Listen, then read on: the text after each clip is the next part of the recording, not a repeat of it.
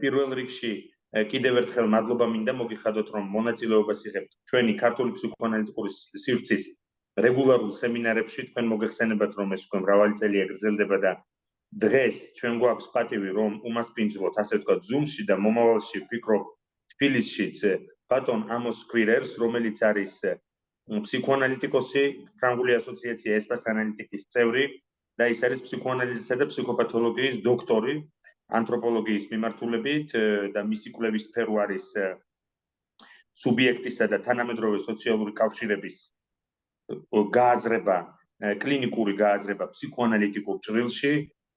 ის არის ჰოსპიტალ სენტანის კლინიკური ფსიქოლოგი, დიდროს უნივერსიტეტის ლაბორატორიის ფსიქოანალიზი, მედიცინა და საზოგადოება მკვლევარი და კითხულობს ლექციებს სორბონის უნივერსიტეტში ამავე თემაზე.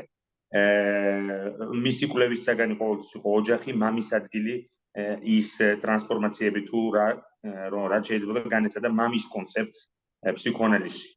და დღეს ჩვენ კიდევ ერთხელ მადლობას ვუხდით მას იმისთვის, რომ გადაწყვიტა და მონაწილეობა მიიღო ჩვენს სასემინარო, ასე ვთქვათ, განრიგში. Ok. Donc, bonjour à tout le monde. Et je vais donc vous présenter un peu la question un peu qui m'a été demandée qui peut-être va vous intéresser, qui est effectivement la question de mutation de forme familiale.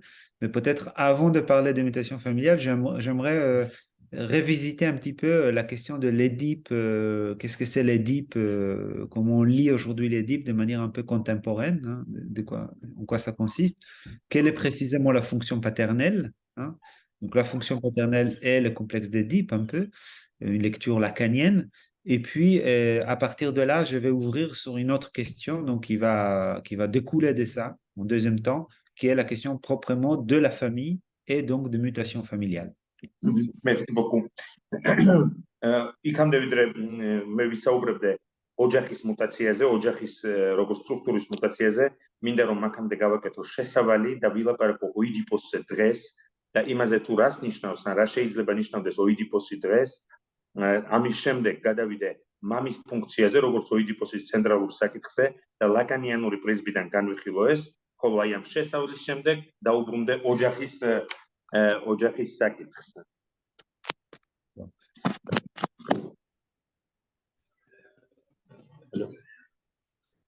Voilà. Donc, peut-être présenter la première lecture que propose Lacan donc, de l'Édipe. Hein.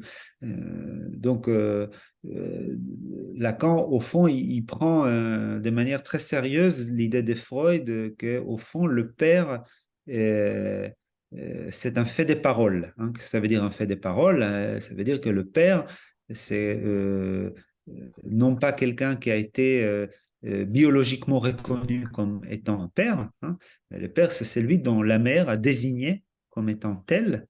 Hein. Si quelqu'un est un père, c'est tout simplement parce qu'il y a quelqu'un qui a dit que c'était le cas. Hein. Donc, le père est un fait de parole et ça, c'est une idée que Freud dégage donc à partir, qu'il souligne, hein, à partir d'une phrase de la loi romaine, hein, quand il dit la mère est certaine, et le père est incertain. Hein.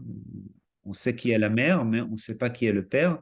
Le père est uniquement un fait des paroles, donc désigné par la figure de la mère. Merci.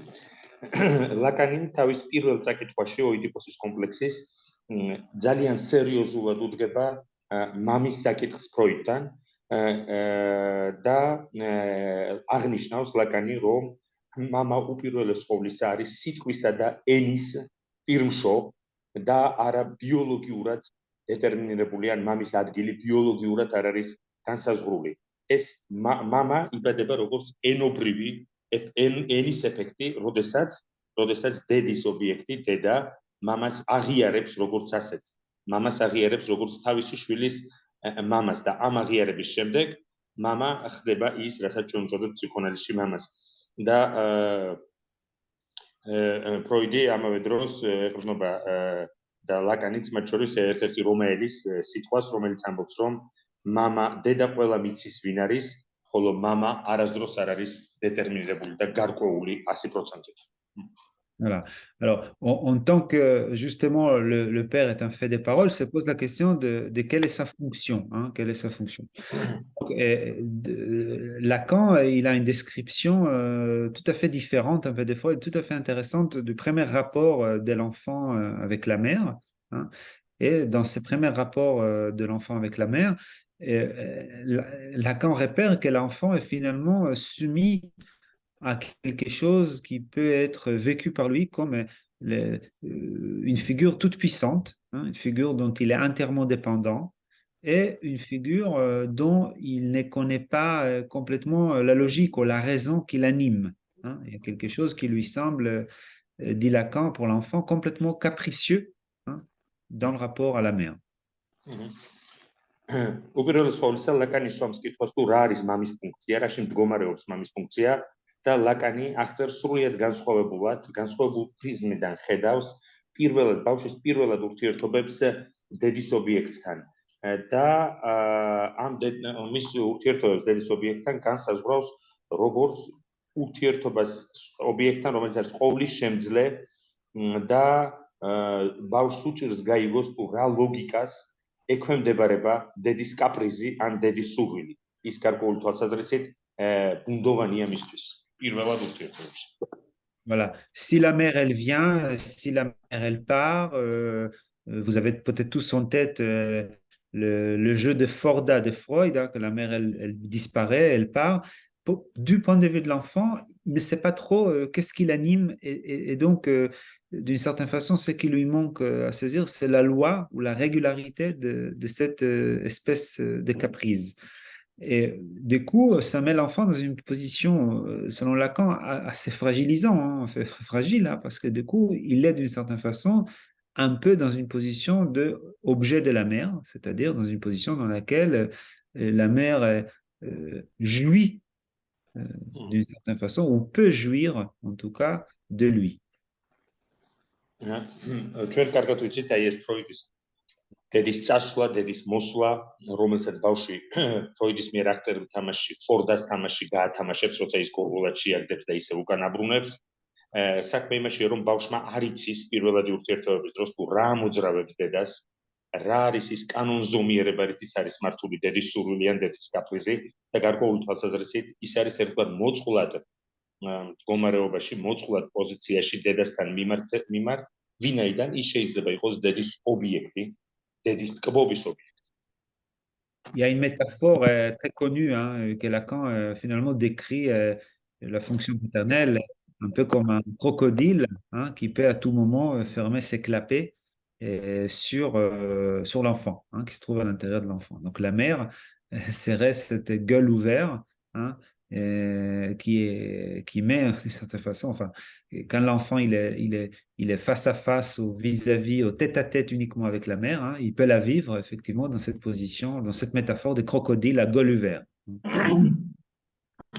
ლაკანი ესეთ რადიკალურ მეტაფორასაც იყენებს იმისათვის, რომ ახსნათ პირველადი ურთიერთობები დედასა და ბავშვს შორის, როდესაც ბავშვი დედასთან პირისპირ არის დარჩენილი ყოველგვარი მესამე გამაშუალებლის გარეშე და ის იყენებს ნიანგის მეტაფორას, როგორც ნიანგს აქვს ღია პირი და ნებისმიერ შემთხვევაში შეიძლება დახუროს ეს პირი და გადაყლაპოს, გადასანსხლოს ბავშვი და ბავშვს შესაძლოა კონდეს ამ გადასანსვლის, ამ უკან დაბრუნების საფრთხე დედასთან.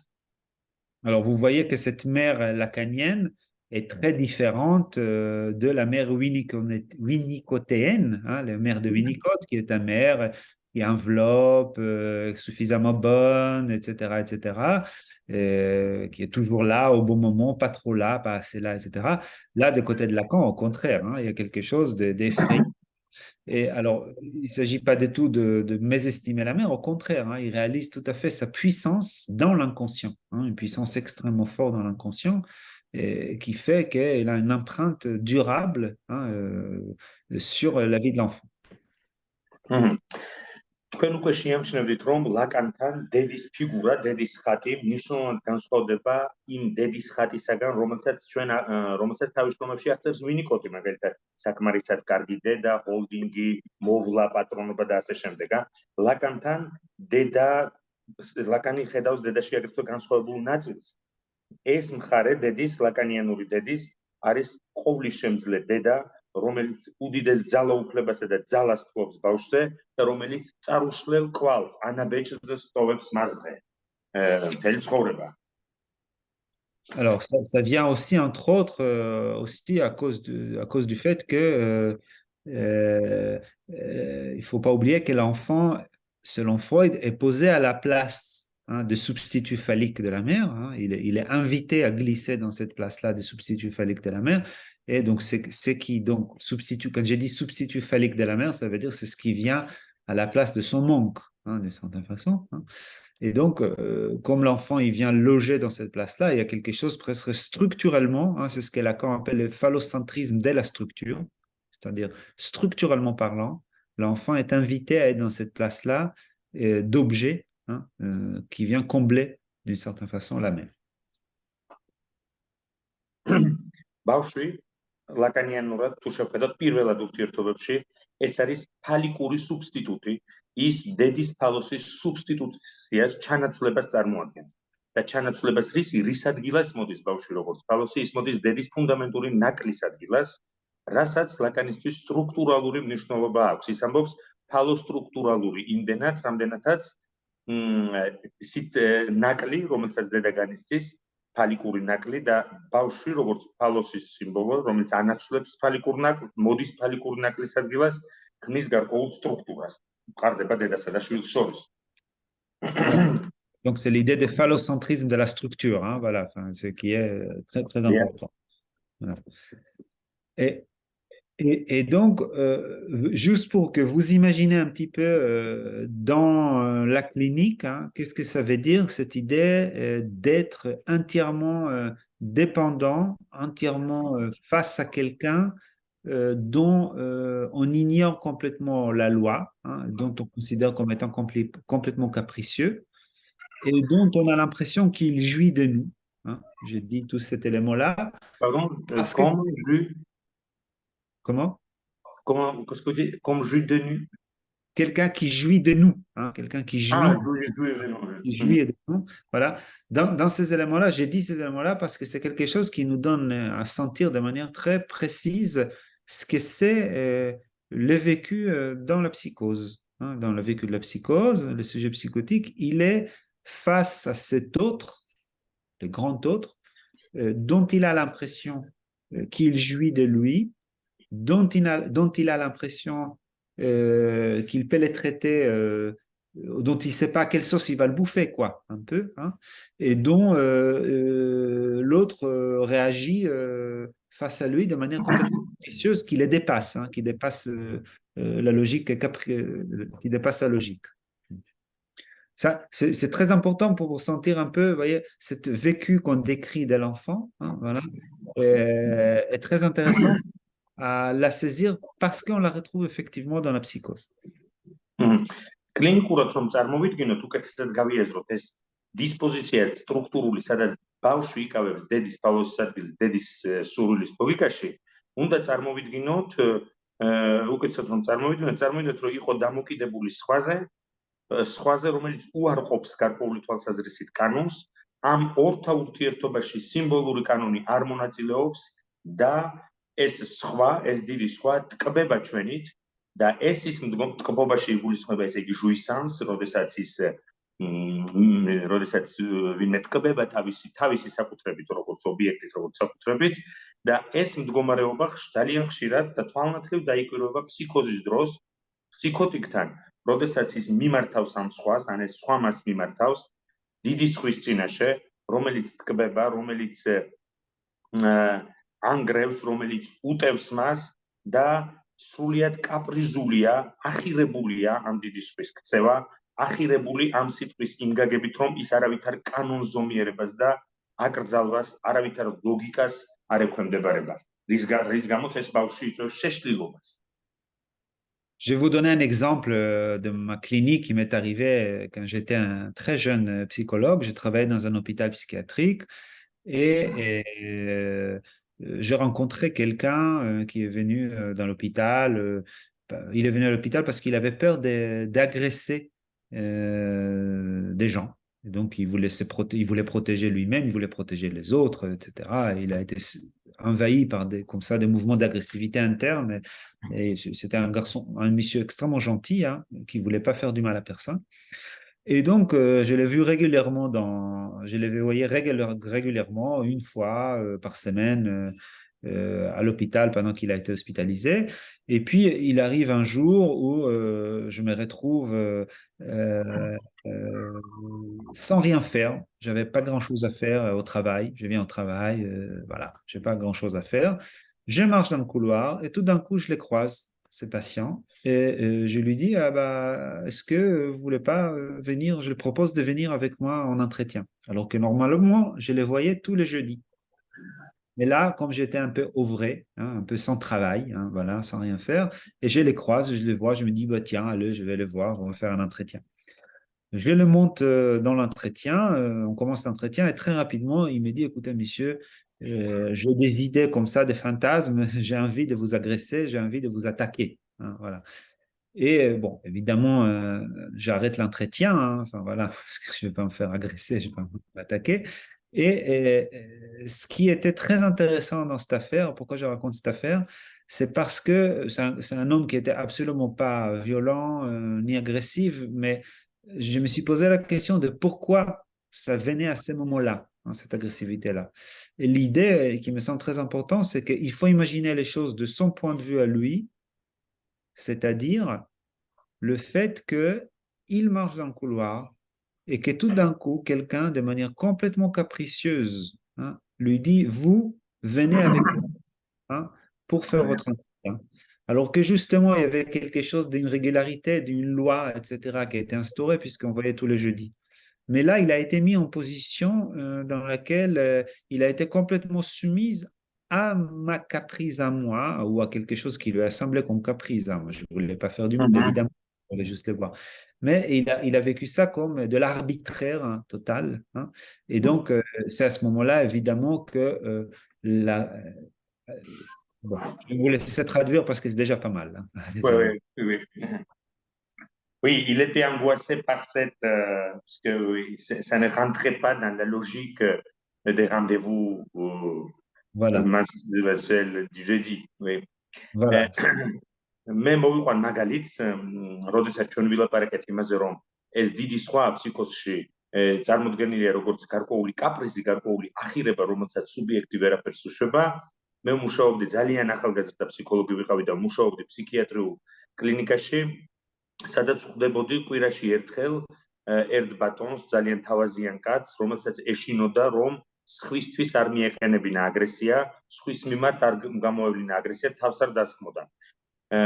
და მას მე ვხვდებოდი კვირაში ერთხელ რეგულარულად ყოველ ხუთშაბათს. და ერთ დღეს, როცა მე მოვედი საავადმყოფო ჰოსპიტალში, არავითარი საქმე არ მქონდა, ვიყავი სრულიად თავისუფალი. ეს არ იყო ხუთშაბათი დღე და მე მას კორიდორში გადავაწყდი შემთხვევით. და უბრალოდ უთხარი, რომ თუ გინდა შემოდი დღეს და მელაპარაკეთ. დრო მქონდა და იმიტომ. მან დაიწყო საუბარი და პირველივე წუთებიდან მითხრა, რომ ძალიან ძლიერი ფანტაზმი აქვს, რომ შემიტიოს თავსდამესხას და აგრესია გამოავლინოს ჩემს მიმართ. ასეთ შემთხვევაში მე რა თქმა უნდა დავასრულე სეანსი და დავფიქრდი იმაზე, თუ რატომ გაუჩნდა მაინდა-მაინც ამ დღეს მას ეს ტენდენცია ჩემს მიმართ ამდენად ძლიერად. და მე წარმოვიდგინე, რომ უბრალოდ შეხვედრა კორიდორში პაციენტთან, უბრალოდ სპონტანურად მისთვის თქვა, მოდი თუ გინდა შემოდი და ვილაპარაკოთ, ისე რომ ეს არ იყო მისი შეხვედრის დღე, მან განიცადა როგორც აი ამ დიდი სხვის კაპრიზი, როგორც დიდი სხვის ახირება, რომლის წინაშეც ის მუდმივად ცდილობდა დაეცვა თავი. Voilà, donc ça veut dire que d'une certaine façon, ce qu'il a agressé, ce qu'il a rendu agressif, c'est le fait que je l'ai mis moi, ou je l'ai envoyé moi, à une place de bouche-trou, hein. Il a bouché mon trou à moi dans mon emploi-temps, de certaine façon, hein. Et évidemment,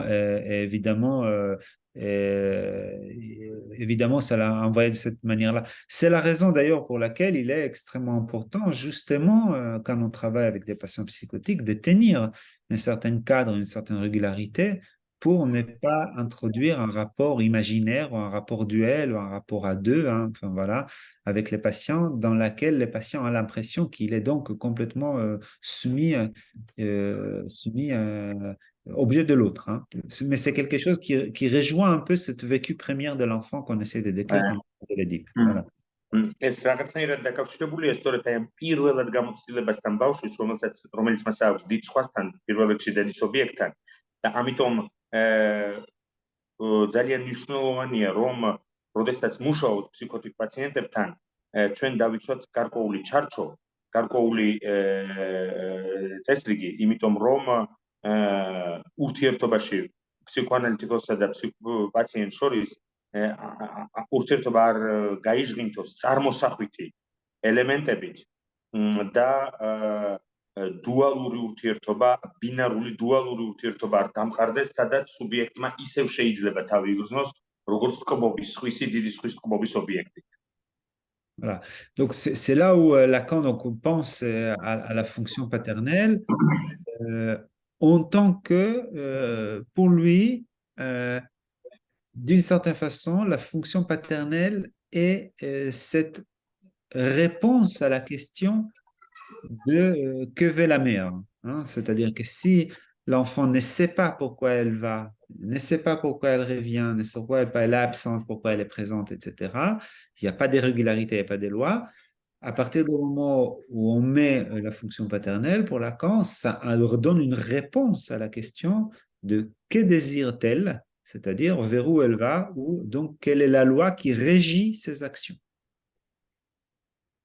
მამის ფუნქცია ლაკანის მიხედვით სწორედ ერთ-ერთი ნაწილი ამ ფუნქციისა ეს არის პასუხი კითხვაზე, რომელიც ბავშვს აქვს დედასთან მიმართებაში. თუ რა სურს დედას, ამ ერთგვარ ახირებას დედის ან კაპრიზს, მას შემდეგ რაც მამა ფუნქციონირებს, მას მოაქვს ბავშვისთვის პასუხი დედის სურვილთან დაკავშირებით. სურვილთან, რომელიც ბავშვისთვის უკიდურესად ბუნდოვანია და მან არ იცის როგორ უპასუხოს მას. Voilà, donc l'idée de Lacan, c'est que finalement, à partir de ce moment-là où le père intervient comme ce qui répond à la question du désir de la mère, il permet à l'enfant lui-même de se dégager de cette place-là, c'est-à-dire de ne pas être pris en tant qu'entre guillemets prisonnier, hein, de cette place-là, de ne pas essayer de tenter de tenir cette position-là, parce que cette position est réglée ailleurs, hein, c'est ça l'idée, c'est-à-dire que ça renvoie à l'enfant que la question du désir de la mère est réglée ailleurs que dans le rapport entre l'enfant et la mère.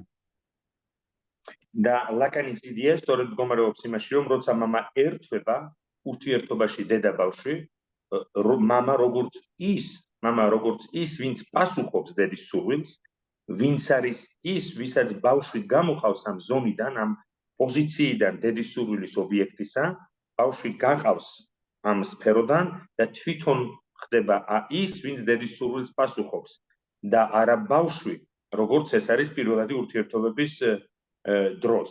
და ასეთ შემთხვევაში ბავშვი აღარ არის დედის ობიექტი, ხოლო მამა არის ის, ვინც დედის სურვილს საკუთარ თავზე იღებს. Donc à partir de ce moment-là, les pères donc se constituent comme d'abord bon, il y a cette question de réponse, mais aussi donc aussi comme cet effet d'obstacle, hein, comme quelque chose qui constitue la mère comme étant interdite et inaccessible. Mais non, allez-y, je vais passer un მამა ასეთ შემთხვევაში უკვე ფუძნდება როგორც ბარიერი, როგორც დაბრკოლება დედისა და დედის ტენდენციას ბავშვის მიმართ, აი ამ ტენდენციისკენ როგორც დაბრკოლება, ასე ფუძნდება და დედას აფუძნებს, აგრეთვე ხელახლა აფუძნებს მამა დედას როგორც აკრძალულ ობიექტს, რომელთან მსგავსი სიახლოვეც დაუშვებელია. Quelques années plus tard, à partir, donc là on est à peu près dans le 1956, séminaire de relations d'objets, formation de l'inconscient. Quelques années plus tard, à partir du séminaire de l'angoisse, Lacan avance une idée, il renverse un peu les choses de manière tout à fait intéressante. Je pense que ça vaut le coup de s'arrêter 2 minutes sur cette idée. Et à partir du séminaire de l'angoisse, il dit pas simplement que c'est le père donc, qui constitue un obstacle à l'objet du désir, mais il dit que c'est parce qu'il y a du père et c'est parce qu'il y a des obstacles que ça constitue la mère comme étant objet du désir. Autrement dit, l'objet de désir se constitue comme étant précieux, comme étant désirable, etc., etc., parce qu'il y a quelque chose qui empêche d'y accéder. Donc, autrement dit, il a cette idée que vous voyez, c'est presque que le père crée la mère comme désirable. Tout à fait. Faire, c'est un peu la logique. Hein.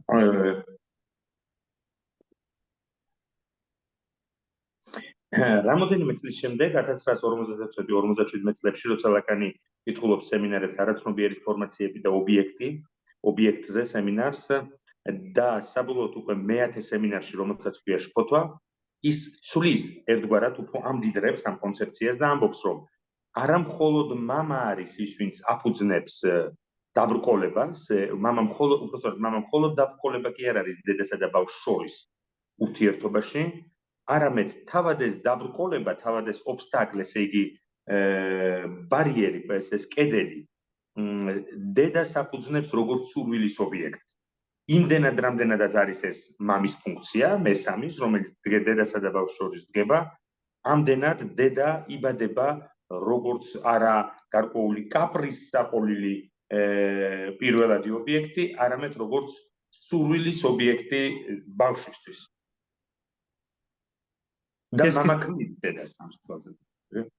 Voilà, qu'est-ce que ça veut dire? Qu'est-ce que ça veut dire? Ça veut dire que soit on manque de tout, hein, soit quand le père est là, on sait au moins de quoi on manque. Hein. De cette façon, ça viendra qualifier les manques. Et c'est un point très important parce que dans la clinique, on retrouve parfois des sujets qui ont un manque qui est absolument non qualifiable, hein, complètement large, complètement inidentifiable. Et d'une certaine façon, il ne rentre pas dans la logique du désir. La logique du désir, c'est quand vous savez ce que vous manquez. Hein, peut-être les patients addictifs, peut-être. Voilà, peut-être les patients addictifs, peut-être certains patients dont on parle, dont certains appellent l'état limite, etc. Hein, voilà, dans toutes ces questions-là, il y a quelque chose où on manque de tout, mais sans savoir exactement de quoi on manque, parce que l'objet du désir n'a pas véritablement été qualifié. C'est pour ça, je termine par cette idée, et que Lacan va dire la loi cause du désir, c'est-à-dire c'est parce qu'il y a de la loi que ça crée du désir. Hein. Parce qu'il y a le père qui interdit quelque chose, qui qualifie quelque chose comme étant inatteignable, comme étant inaccessible, que tout d'un coup le désir advienne. La loi cause du désir.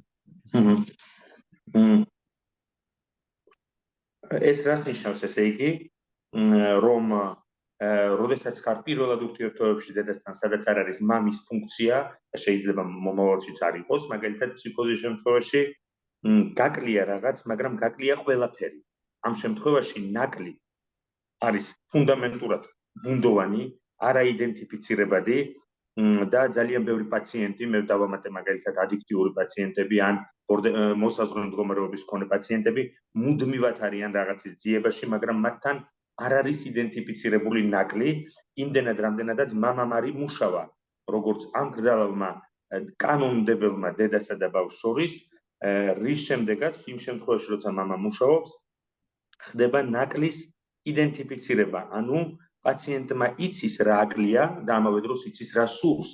ამიტომაც ამბობდა ლაკანი, რომ კანონი, ანუ მამის კანონი, ანუ აკრძალვა განაპირობებს სურვილს. ის არის კოზვი დეზი, ასე იგი მიზეზი სურვილის, რადგან მამა აფუძნებს აი ამ სურვილს და ნაკლი ხდება გასაგები. შესაბამისად დაფუძნებული. Voilà, donc c'est cette idée-là que la loi donc cause du désir, et non pas ce qui empêche le désir, hein, c'est ce qui le... Voilà, c'est très important. Voilà. ანუ Allez-y. მამის ფუნქცია არ არის ხელი შეუშალოს ან აუკრძალოს სურვილს განვითარდეს. არამედ მამის ფუნქცია რომ სურვილი დაიბადოს მას შემდეგ რაც პირველად ურთიერთობებს შორის როგორც მესამე ჩადგება. Voilà. Parce que vous savez que quand on ne sait pas ce qu'on manque, on est un peu dans une logique de demande. Hein. On demande l'amour, on demande de tout. On ne sait pas trop ce qu'on veut, on ne sait pas trop ce qui nous manque.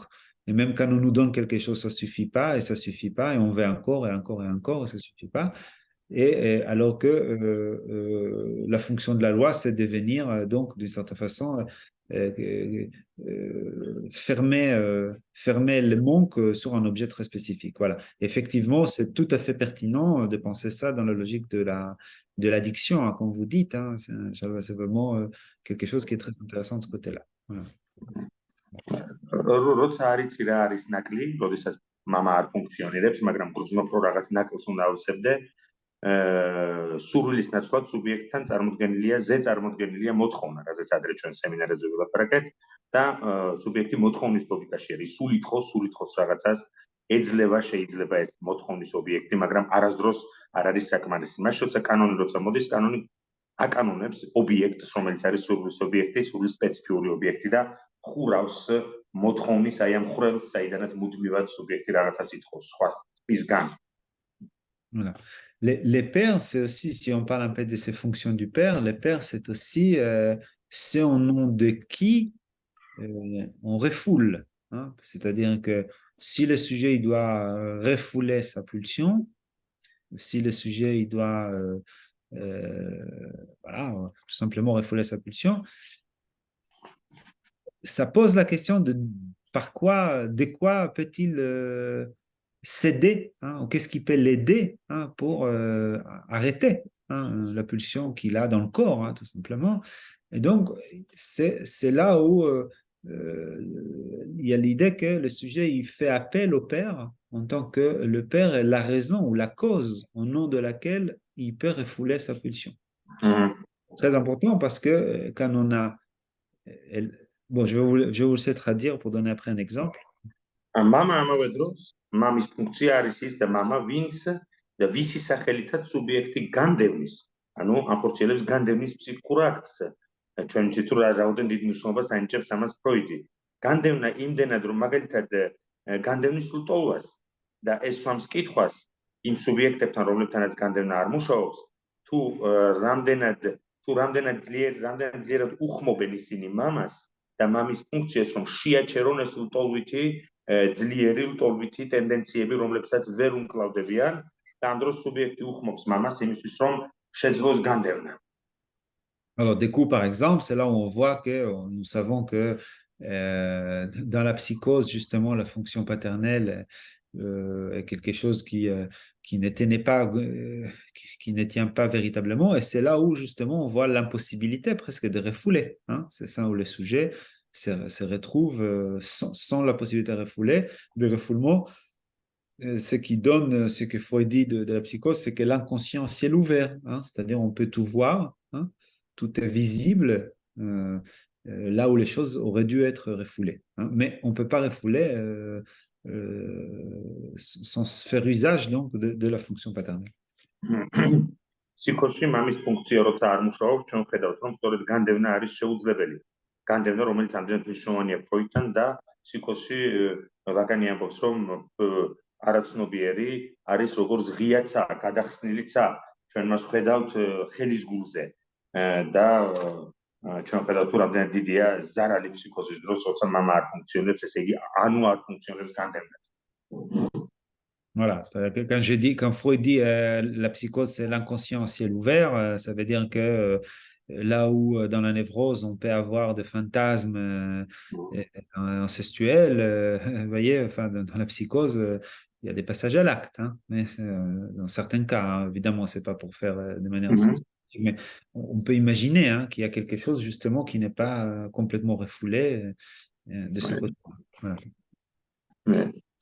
ფროიდი ამბობს, რომ ფსიქოზის დროს არაცნობიერია როგორც ღიაცა, გაშლილიცა, მაგრამ ნევროზის დროს ჩვენ გვაქვს საქმე ფანტაზმთან. სადაც ფანტაზმი ანაცვლებს მოქმედებას. მაშინ როდესაც ფსიქოზის დროს ჩვენ ფანტაზმის ნაცვლად იმიტომ რომ არ არის განდევნა, არ იქნება ფანტაზმი, შესაბამისად საქმე გვაქვს აქტთან. არა ხშირად, მაგრამ ფსიქოზის კლინიკა აქტის კლინიკაა ვიდრე ფანტაზმის. Alors, bon, alors, c'est l'idée de Lacan, donc Lacan de cette époque-là, c'est un Lacan structuraliste, et en tant que Lacan structuraliste, ce qui l'intéresse donc dans une structure, la logique du structuralisme, c'est une logique dans laquelle, peu importe les éléments dans un système, ce qui compte, c'est les rapports qu'ils ont entre eux. Hein? C'est ça la logique même du structuralisme. C'est-à-dire, c'est comme en mathématiques, vous avez un triangle, quelles que soient les côtes, la longueur du côte, etc., ou la longueur des angles, ce qui compte, c'est les rapports entre les éléments. Hein. Il y aura toujours trois angles dans un triangle, ça va faire toujours 180. Bref, il y a des invariants qui se répètent dans toutes les structures. Donc, on se dégage des éléments principaux pour rester avec les rapports entre les éléments. Et c'est dans cette logique-là structuraliste que, du coup, s'ouvre la possibilité de penser, au-delà d'une logique familialiste. Hein, au-delà d'une logique familialiste dans laquelle la famille, ça sera une question de papa et maman. Hein, parce que si on parle de fonction maternelle et de fonction paternelle, ça veut dire que ce sont de lieux, de places, hein, qui peuvent être occupés, hein, et qui peuvent par différents personnages, par différents éléments, etc., et pas forcément par des fonctions normatives, disons ça comme ça. ლაკანი არის სტრუქტურალისტი, მოგეხსენებათ და ის პირველი პერიოდი ლაკანის მოღვაწეობის არის სტრუქტურალისტი ლაკანი, რომელიც სტრუქტურალისტური ლოგიკით აზროვნებს და სტრუქტურალიზმი გულისხმობს უპირველეს ყოვლისა იმას, რომ ის სტრუქტურალიზმი ჩვენ არ დაგვიდებს იმას, თუ რისგან რა ელემენტებისგან შედგება, მხოლოდ ის არ აინტერესებს თუ რა ელემენტებისგან შედგება სტრუქტურა, არამედ ის თუ რა ურთიერთქმედება მყარდება სხვა განსხვავებულ ელემენტებს შორის ერთი სტრუქტურის ფარგლებში. როგორც მაგალითად მათემატიკაში არა, თუ ავიღებთ სამკუთხედს იმის მიხედვით თუ თითოეული ბოლო რა სიგრძის არის და რა მიმართებაში ერთმანეთთან, ჩვენ შეიძლება გვქონდეს სამკუთხედის როგორც სტრუქტურის მრავალი ინვარიანტი. და ამ ლოგიკაში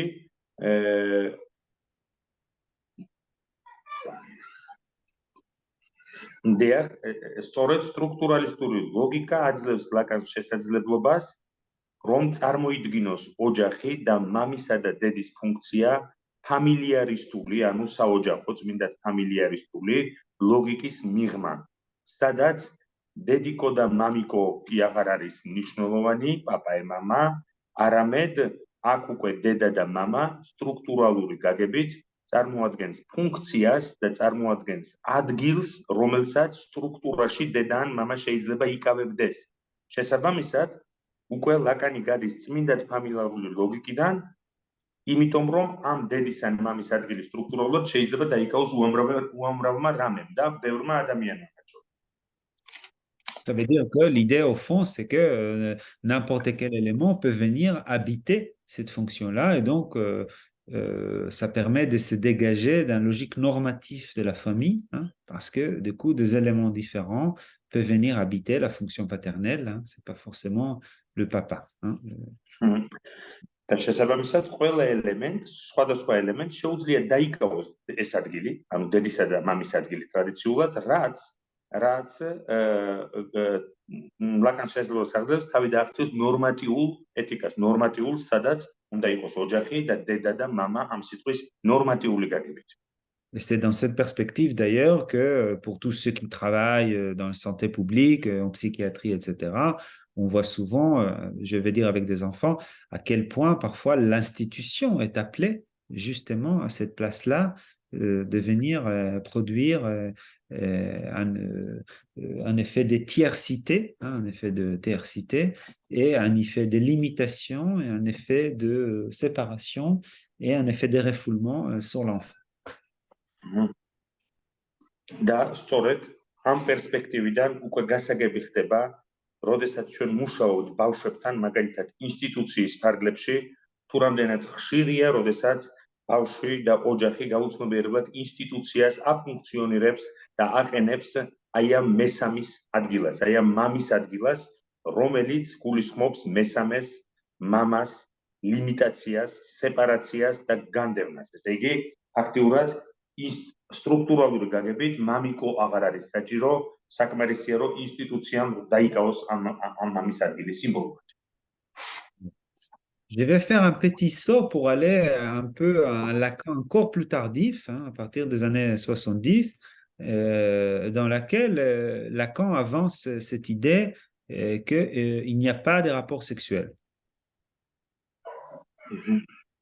Je vais peut-être, et je vais en dire un mot d'abord, mais qu'est-ce que ça veut dire? Qu'est-ce qu'il veut dire par il n'y a pas de rapport sexuel? Il y a beaucoup de manières de commenter hein, cette phrase, mais dans la perspective qui m'intéresse ici, ce qu'il essaie de dire, c'est que c'est au fond une commentaire de Freud, hein, c'est pour dire que finalement, l'idée de Freud, c'est de dire qu'il y a quelque chose dans la pulsion sexuelle qui n'est pas fait pour la pleine satisfaction, c'est-à-dire qu'il y a toujours quelque chose qui rate, toujours quelque chose qui est impossible à réaliser. Il n'y a jamais véritablement une satisfaction totale qui peut se mettre en place. Je vais traduire. Parce que... 70-იან წლებში ლაკანი ამვითარებს განსაკუთრებულ იდეას, რაც მინდა ვილაპარაკო სწორედ ამ კონტექსტში. ის ამბობს ფრაზას, მრავალჯერ იმეორებს, რომ ორსკეს შორის სექსუალური ურთიერთობები არ არსებობს. ცხადია, ამ ფრაზას ძალიან ბევრი ინტერპრეტაცია და გააზრება გააჩნია და ვეცდები ვთქვა თუ რას ნიშნავს ეს, ან რა შეიძლება ნიშნავდეს. ლაკანი რის თქმას ცდილობს, უპირველეს ყოვლისა ის ეყრდნობა ფროიდს, როდესაც ფროიდი ამბობს, რომ ლტოლვაში, ლტოლვის სტრუქტურაში არის რაღაც, რაც არ ექვემდებარება სრულ დაკმაყოფილებას. ესე იგი, არავითარი დაკმაყოფილების გამოცდილება, ლტოლვითი დაკმაყოფილების არ უზრუნველყოფს ლტოლვის სრულ დაკმაყოფილებას. ესე იგი, ყოველთვის არის რაღაც ლტოლვაში, რაც ხელიდან უსხდება დაკმაყოფილებას და რჩება როგორც ფუნდამენტურად დაუკმაყოფილებელი. L'idée de Freud pour dire que finalement il y a, la pulsion sexuelle n'est pas capable à une pleine satisfaction, c'est-à-dire qu'il y a quelque chose d'impossible, de satisfaction impossible, on le trouve par exemple, regardez, même quand on arrive à l'acte sexuel et même quand on arrive à l'orgasme, a priori on aura imaginé que voilà, enfin c'est ça, il y a une satisfaction totale et complète. Tout de suite, je ne sais pas, on prend une cigarette, hein, voyez, pour après, et il y a quelque chose de la pulsion qui se réallume tout de suite de nouveau, il y a un manque qui se refait de nouveau tout de suite. Hein. Oui. ფროიდის იდეა, რომ სექსუალური ლტოლვა ბოლომდე ვერასდროს კმაყოფილდება, არის რაღაც ნარჩენი, რაც აწყდება შეუძლებლობას დაკმაყოფილებაში და ჩვენ კლინიკურ გამოცდილებით ვიცით, რომ სექსუალური აქტი, ორგაზმი, რაც არ უნდა საოცარი მოლოდინები იყოს ამასთან დაკავშირებით, ყოველთვის გულისხმობს ფრუსტრაციისა და იმედგაცრუების პატარა გამოცდილებას თუ არა დიდ, მაგალითად სექსუალური ურთიერთობის შემდეგ ადამიანი ანთებს სიგარეტს და ამ დროს მასთან ერთად ინთება ლტოლვაც, თითქოს რაღაც დარჩა, რაც არ დაკმაყოფილებულა და ის რჩება ამ პატარ-პატარა ობიექტების იმედად, რომ დაიკმაყოფილოს ფრუსტრაცია. Voilà. Donc l'idée donc de Lacan, c'est qu'il y a, à partir de Freud, bien sûr, il est dit ça encore autrement, Freud le dit ça encore à un autre endroit, il dit pour que la pulsion rencontre l'objet, il faut qu'il y ait un fantasme entre les deux, voilà, qui fait la soudure. Hein. Il faut qu'il y ait un soudure entre pulsion et objet, et la soudure se fait grâce à un fantasme. Autrement dit, on rencontre l'objet sexuel toujours à travers le fantasme. Hein. Ce qui fait que, vous voyez, il y a quelque chose de fondamentalement séparé. Hein, même parfois, si vous rentrez dans le lit d'un couple, vous avez l'impression que chacun se trouve avec son propre fantasme. Hein. Il y a un ratage fondamental entre les deux. Hein. C'est cette idée-là que Lacan donc essaye de, qui est un réel, le réel de l'impossible. Hein. მაგალითად, თავად ფროიდი ამბობს, რომ თვითონ ფროიდი, რომ იმისათვის, რომ ლტოლვამ იპოვოს ობიექტი და მოხდეს ლტოლვასა და ობიექტს შორის სიძვიღე, ესე იგი გადაჯაჭვა, შეჭიდულობა, ამისათვის საჭიროა ფანტაზმი. სექსუალური ობიექტი ყოველთვის მოპოვებული და აღმოჩენილია ფანტაზმის გავლით და ფანტაზმის შესაძლებლობით. ფანტაზმი არის ის ცემენტი, რომელიც ტოლვასა და ობიექტს ერთმანეთთან დააწყვილებს და მაგრამ ამავე დროს თითოეულს აქვს თავისი ფანტაზმი, ორსქესს აქვს სულიად განსხვავებული ფანტაზმი, ამიტომ წყვილი ლოგინში რომ წარმოვიდგინოთ ახალგაზრდა წყვილი, ჩვენ ვნახავთ რომ თითოეულს თავისი ფანტაზმი აქვს. თითოეული თავისი ფანტაზმით ხდება, რომელსაც ვერ ინაწილებს მეორეს. Voilà. Donc, du coup, il y a impossible de la satisfaction, impossible de la rencontre, impossible de la complémentarité entre hommes et femmes, donc impossible cette logique des yin et des yang, d'une complémentarité, etc. C'est ce que Lacan nous dit à partir de Freud, donc que la clinique nous enseigne qu'il y a donc quelque chose qui est le réel de l'impossible. Et donc, l'idée de Lacan, c'est de dire finalement, est-ce que l'Édipe ne sera pas une histoire qu'on se raconte à nous-mêmes pour venir structurer l'impossible, hein, pour venir d'une certaine façon construire une mythe autour de cet impossible. Quelle est l'idée derrière? L'idée derrière, c'est de dire ce n'est pas que c'est impossible de trouver une pleine satisfaction, ça c'est le névrosé qui parle. Hein. Ce n'est pas que c'est impossible de trouver une satisfaction totale, c'est qu'il y a quelqu'un qui m'empêche de l'avoir. Et ce quelqu'un-là, c'est l'obstacle qui s'appelle le père. Hein, vous voyez, donc d'une certaine façon, hein, ce que Lacan nous dit, c'est que derrière l'Édipe, il y a l'impossible et finalement, l'Édipe vient masquer la question de l'impossible. Je ne sais pas si c'est clair, ça c'est complexe. Hein? C'est très clair par rapport aux autres intervenants que j'ai écoutés dans ma vie. C'est très clair. Merci beaucoup. Ce que nous avons besoin quand on parle de Lacan. D'accord.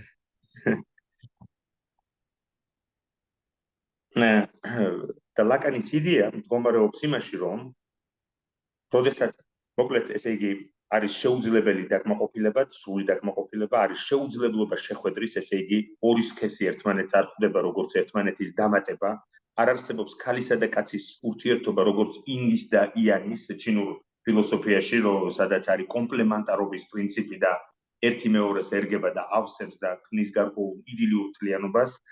არ არსებობს მსგავსი შეხვედრა, არ არსებობს მსგავსი დაკმაყოფილება. ესე იგი საქმე გვაქვს ერთგვარ სტრუქტურალურ შეუძლებლობასთან და ლაკანს უჩნდება ასეთი იდეა, რომ ოიდიპოსი ხომ არ არის ისტორია, რომელსაც ყვებიან და ყვებიან ნევროტიკები, ესე იგი ნევროტიკის მითი, რომლითაც კონსტრუირებული, რომლითაც ის ცდილობს შენიღბოს ეს შეუძლებლობა და თქვას, რომ არასტრუქტურალური შეუძლებლობაა ის, რაც მე ხელს მიშლის დაკმაყოფილებაში, არამედ გარკვეული კონსტელაცია, სადაც არის მამის ფიგურა, როგორც დაბრკოლება, რომელიც მე უნდა ჩამოვიშორო, მოვკლა და ასე შემდეგ, და ამის შემდეგ ხელი მიმიწვდებოდეს სრულ განცხრომაზე, რომელიც სტრუქტურულად არის შეუძლებელი. ესე იგი ხომ არ არის ოიდიპოსი, მითი ნევროტიკის, რომელსაც ის ყვება, რათა მასკირება მოახდინოს ფუნდამენტური შეუძლებლობისთვის. Alors, je vais le redire de manière un petit peu plus, de nouveau, autrement. Si on prend par exemple la logique névrotique, le névrosé, c'est quelqu'un qui dit « Ah, si j'étais plus belle, ah, si j'étais plus riche, ah, si j'étais plus je ne sais quoi, alors la satisfaction aurait été possible. » Donc, le névrosé, d'une certaine façon, il croit à la possibilité de la pleine satisfaction et il maintient. Et du coup, l'idée de l'Édipe, c'est de dire, vous voyez, si je ne peux pas, c'est pas parce que c'est impossible, c'est parce qu'il y a quelqu'un qui m'empêche. Hein? Donc, on fait usage du père, d'une certaine façon. Le névrosé fait usage du père comme quelque chose qui le protège un peu de l'impossible. Hein? მაგალითად ნევროტიკის ლოგიკა ასეთია, უფრო ლამაზი რომ ვიყო, ალბათ შემეძლება რომ დავტყვე ცხოვრებით და მთლიანად მივიღო დაკმაყოფილება, ან უფრო მდიდარი რომ ვიყო და ასე შემდეგ, მაშინ შემეძლება რომ რეალიზდე და ასე შემდეგ. ეს ნიშნავს იმას, რომ ნევროტიკის სჯერა რომ დაკმაყოფილება ბოლომდე და სრულყოფილი არის შესაძლებელი. და თუ არ შემიძლია ამბობს ნევროტიკი, ეს იმიტომ კი არა რომ ეს შეუძლებელია სტრუქტურულად, არამედ იმიტომ რომ ხელს მიშლიან და ის ვინც ხელს მიშლის არის მამა ამ სიტყვის ყველაზე ფართო გაგებით. შესაბამისად ამ თვალსაზრისით ნევროტიკი ხელიდან უსახდება შეუძლებლობის ლოგიკასთან შეხვედრას. Bon, je ne sais pas. Alors, soit je ouvre maintenant un nouveau chapitre qui concerne justement toute la question des familles, soit peut-être on fait un temps de discussion, poser des questions un peu avant que je change. Peut-être on peut passer directement à la question de la famille et après on aura des questions. Sinon, vous avez déjà dit tellement de choses importantes que si on ouvre la discussion, peut-être qu'on n'aura pas le temps pour passer à la famille. Là, je réouvre alors un chapitre de vingtaine de minutes là. Hein? Oui, quand vous voulez. D'accord. D'accord. Donc, je vais le dire ça comme ça.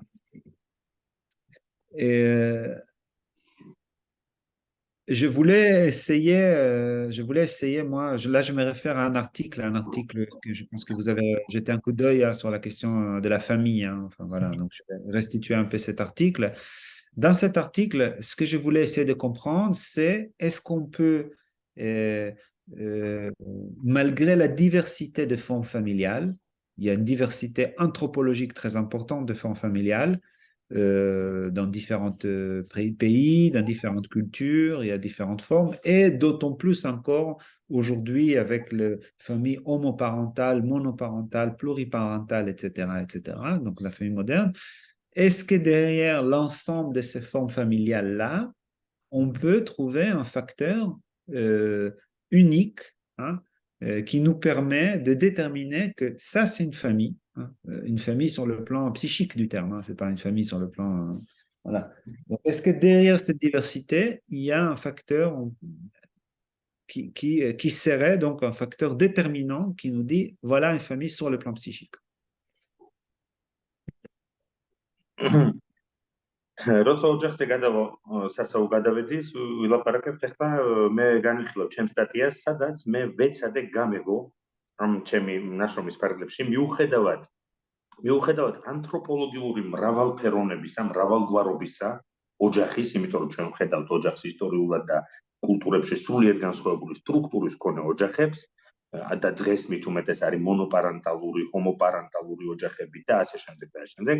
მე დავსვი კითხვა თუ შეიძლება გავიგო თუ რა არის ფაქტორი, რომელიც ყველა ოჯახს აერთიანებს რაღაცა ერთი ღერძის ირგვლივ და რა არის ეს ფსიქიკური ფაქტორი, ფსიქიკურ პლანში რა აერთიანებს მათ.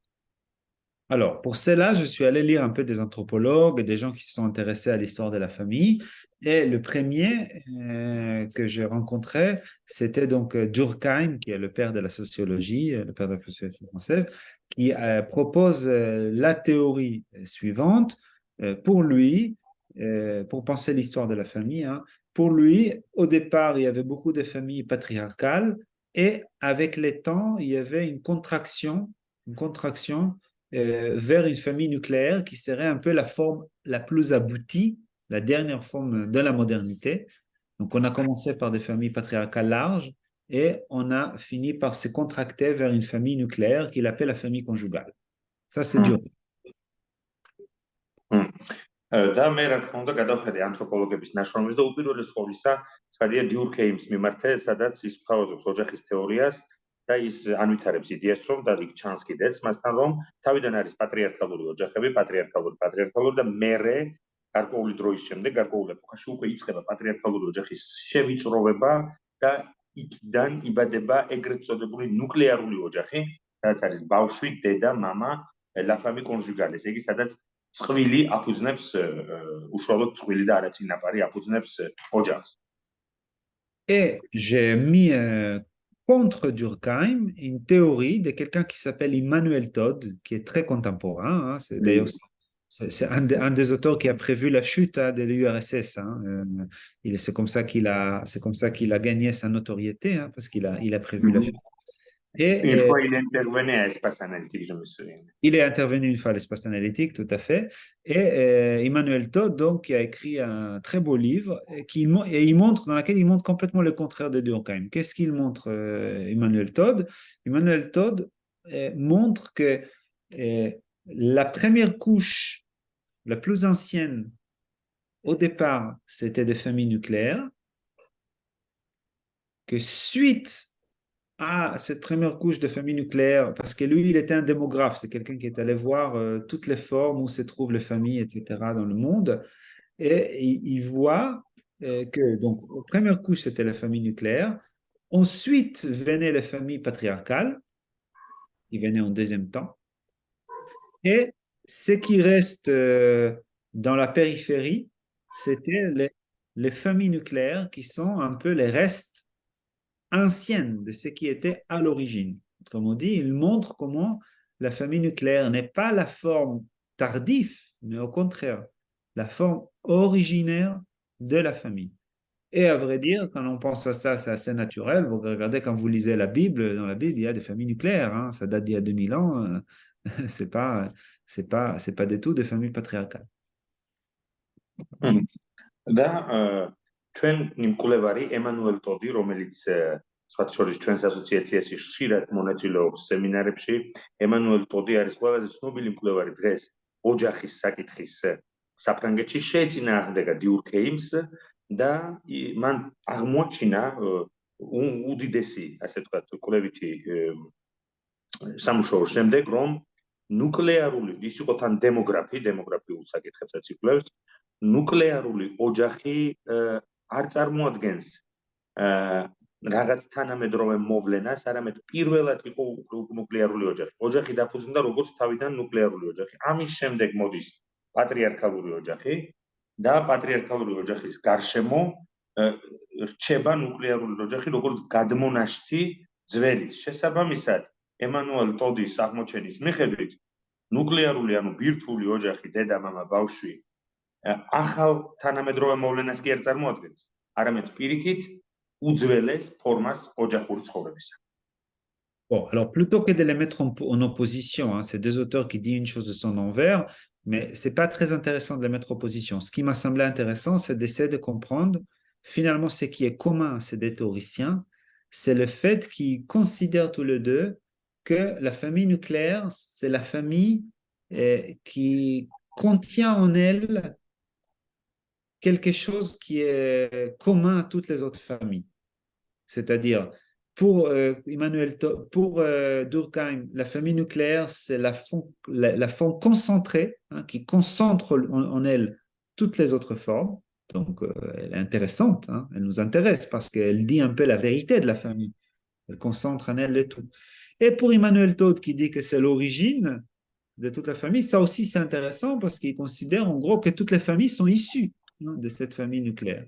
Donc, dès l'un ou l'autre, peu importe, tous les deux nous disent, au fond, qu'il y a quelque chose dans la famille nucléaire, hein, qui dit la vérité de la famille, hein, qui permet peut-être d'isoler, hein, les traits unaires, les traits uniques, qui nous permettent de savoir qu'est-ce que c'est une famille. და რომ არ დავაპირისპიროთ ეს ორი ავტორი, დიურქეიმი და ემანუელ ტოდი, აშკარაა, რომ ორივესთან არის რაღაც საერთო, რომ ორივე ძალიან დიდ მნიშვნელობას ანიჭებს ნუკლეარულ ოჯახს, ვინაიდან პატრიარქალური იქნება ის, თუ რა ფორმისაც არ უნდა იყოს, ოჯახი ყოველთვის შეიცავს ნუკლეარული ოჯახისათვის დამახასიათებელ კომპონენტს. ეს არის რაღაც საერთო, როგორც გაფართოებული, ასევე ნუკლეარული ოჯახისთვის. აი ეს მიმართება. დიურქეიმი ამბობს, რომ ნუკლეარულ ოჯახში ოჯახის სტრუქტურა უკიდურესად კონცენტრირებული და დავიწროებულია. ემანუელ ტოდი იძახის, რომ ნუკლეარული ოჯახი არის დასაბამი ყოველი ოჯახის. და ეს კი ნიშნავს იმას, შეიძლება ვიფიქროთ, რომ ნუკლეარულ ოჯახში ძევს რაღაც ისეთი ჭეშმარიტება, რომელიც შეიძლება ითქვას, რომ არის იმანენტური ნიშანი ოჯახის. Alors, donc Durkheim nous permet d'avancer un petit peu. Il nous dit que ce qui est particulier ou ce qui est le plus important dans la famille nucléaire, c'est l'idée conjugale, hein, et c'est pour ça qu'il appelle d'ailleurs la famille nucléaire la famille conjugale. Autrement dit, ce que Durkheim nous dit, c'est que les points peut-être la plus importante dans la famille, c'est le fait qu'elle travaille le deux, hein, qu'elle travaille le conjugal. Hein. Pardon, c'est Emmanuel Todd. Non, ça c'est Durkheim hein, qui le dit. Durkheim, oui. Il dit que c'est la question de la conjugale. Et d'ailleurs, Lacan félicite à ce terme inventé par Durkheim. Il dit que c'est l'excellent terme de Durkheim, la famille conjugale. Hein. C'est-à-dire qu'autrement dit, ce qui nous permet de toucher Durkheim, c'est le fait que ce qui est important dans la question de la famille, ça c'est Durkheim qui parle, c'est le fait qu'il y a du couple. Bon, je vais avancer à partir de là, mais je vous laisse traduire déjà ça. Durkheimი ამბობს, რომ ოჯახის ფუნდამენტი, ყველაზე მნიშვნელოვანი რაც არის ოჯახში, ეს არის მეუღლეობა, ანუ წყვილის ურთიერთობა. კონჟუგალ ფრანგულად ნიშნავს, ესე იგი, კონჟუგალს ეს უღლება, კი ბატონო, მეუღლეობა. და ცოლქმრობა. ის ამბობს, რომ ეს ყველა ოჯახის საფუძველს წარმოადგენს Durkheimისთვის. Alors, voilà, l'idée, donc, à partir de là, c'est que j'ai proposé, c'est que est-ce que la fonction de la famille, ça ne sera pas précisément d'essayer de structurer quelque chose de l'impossible pour un enfant. Autrement dit, est-ce que la fonction de la famille ne sera pas la fonction d'un symptôme en tant que les symptômes est un suppléant en non-rapport. C'est l'idée de Lacan, les symptômes est un suppléant en non-rapport, c'est-à-dire les symptômes, c'est quelque chose là qui permet, malgré le non-rapport, faire tenir les deux ensemble. Et donc, je me suis posé la question si la famille, elle n'aura pas cette fonction symptomatique, justement, de structurer pour l'enfant. Symptomatique ou symptomatique aussi? Symptomatique, symptomatique. Symptomatique. En fonction symptomatique, c'est-à-dire de structurer pour l'enfant l'idée d'un non-rapport tout en essayant de bricoler quelque chose avec ce non-rapport. C'est un point important et assez délicat. Je vais donner un exemple juste après pour que ce soit plus clair. Ah oui, mais c'est très intéressant. Oui. ანუ ოჯახის ფუნქცია და აქედან მიჩნდება მეკითხვა უკვე ლაკანიანური მიმართულებით ხომ არ არის ოჯახის ფუნქცია მოახდინოს სტრუქტურაცია და აფუძნოს და აფუნქციონიროს რაღაც რაც გულისხმობს შეუძლებლობას ჩვენ ვილაპარაკეთ სექსუალური ურთიერთობის შეუძლებლობაზე ფუნდამენტურ შეუძლებლობაზე ურთიერთ შორის აი შორენი ჩასვეშენი ჩვენ შევამჩნიეთ პოლიციის აქტიური გადაადგილება ბოდიშით გამორთეთ მიკროფონი. ესე იგი, ხომ არ არის ოჯახის ფუნქცია სიმპტომატური ფორმით და სიმპტომატური გზით მოახდინოს სტრუქტურაცია ბავშვისათვის რაღაცის, ანუ წყვილთა ურთიერთობის, რაც თავისთავად შეუძლებლობას გულისხმობს. Alors, je donne un exemple.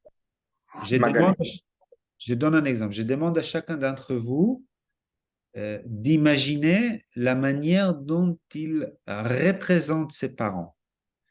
Et vous verrez, c'est mon expérience en tout cas, que chacun, quand il parle de ses parents, il les structure dans une logique d'opposition.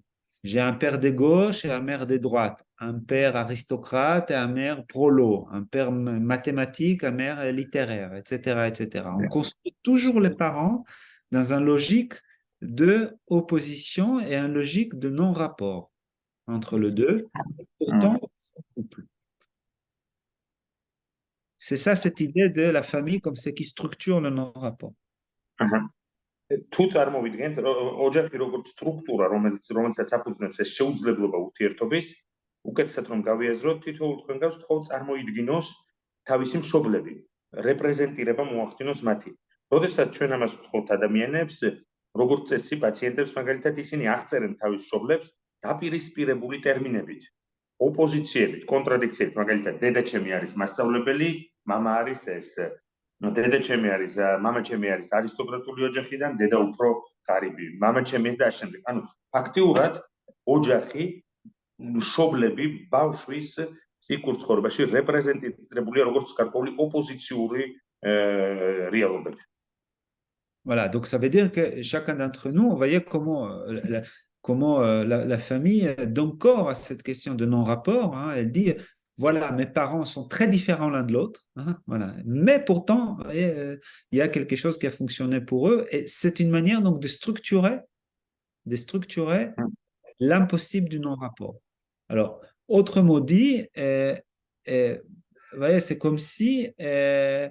et donc, peut-être l'hypothèse que je proposais, c'est qu'une famille est structurante pour un enfant, hein, dans la mesure où elle lui fait pour cet enfant ce théâtre, hein, où elle crée pour lui cette scène de théâtre dans laquelle il y a des différences qui peuvent quand même se nouer l'un à l'autre.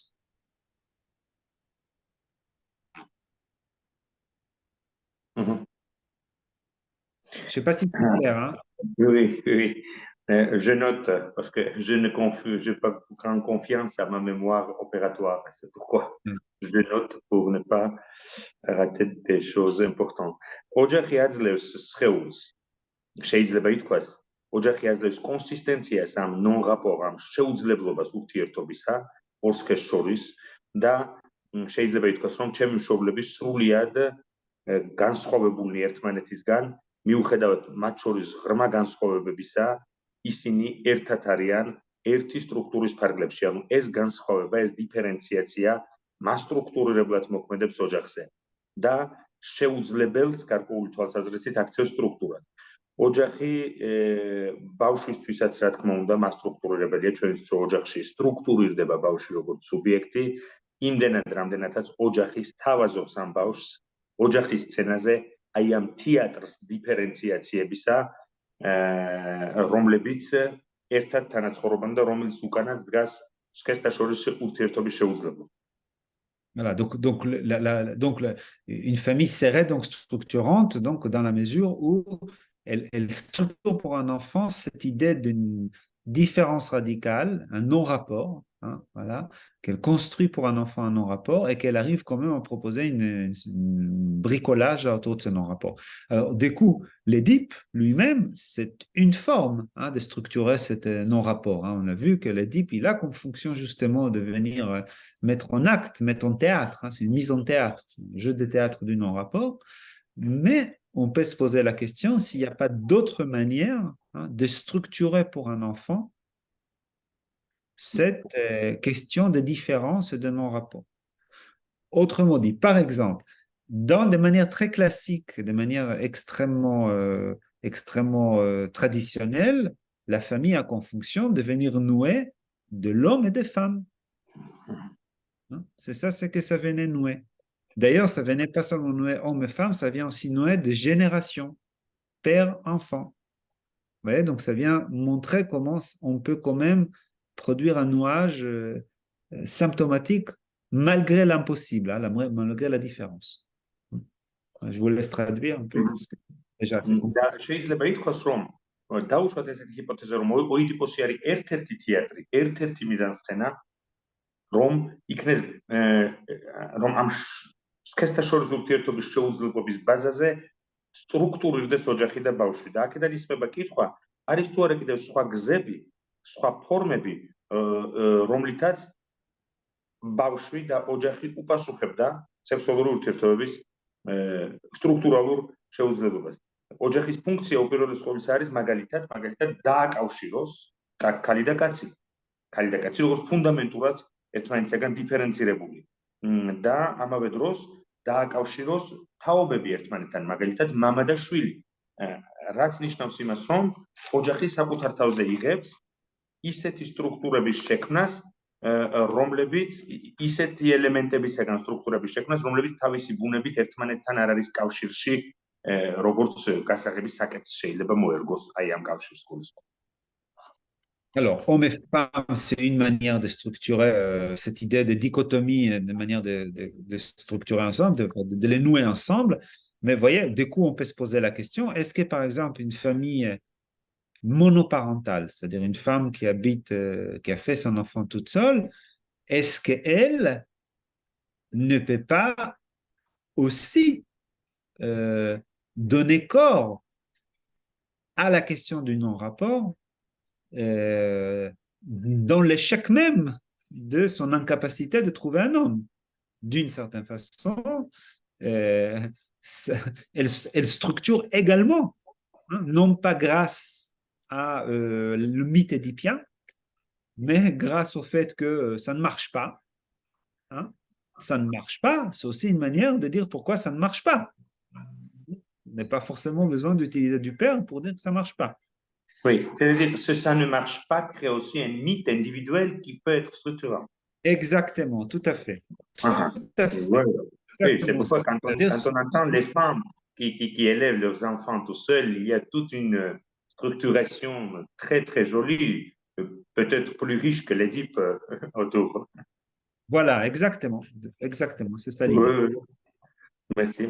Je vais traduire. ანუ ოჯახი მონოპარენტალური მაგალითად როდესაც დედაჟი ზრდის მარტო შვილს ნუ თუ ამ ოჯახს არ შეუძლია აგრეთვე პასუხი გასცეს იმ ფუნდამენტურ შეუძლებლობებს რომლებზეც ჩვენ ვილაპარაკეთ და ჩვენ და იმ მარცხს რომელიც გულისხმობს იმას რომ ქალმა ვერ იპოვა მამაკაცი და უწევს მას მარტო გაზარდოს შვილი და ნუ თუ აუცილებელია ამ შემთხვევაშიც მან მოუხმოს ოიდიპოსის მითს ან რაღაცნაირად შექმნას ოიდიპალური გარემოს სიმულაცია სულაც არა იმიტომ რომ თავად ის რომ ეს ქალი მარტო ზრდის თავის შვილს ეს უკვე მისთვის გულისხმობს ფანტაზმს ეს უკვე მისთვის გულისხმობს ინდივიდუალურ მითს რომელიც უკვე საკმარისია იმისთვის რომ დაფუძნდეს მონოპარენტალური ოჯახი ესე იგი მონოპარენტალურ ოჯახსაც თავისი მითი აქვს De la გულისხმობ même, მონოპარენტალურ შვილს ერთი მშობელი ზრდის ესე იგი ძირითადად დედა ზრდის შვილს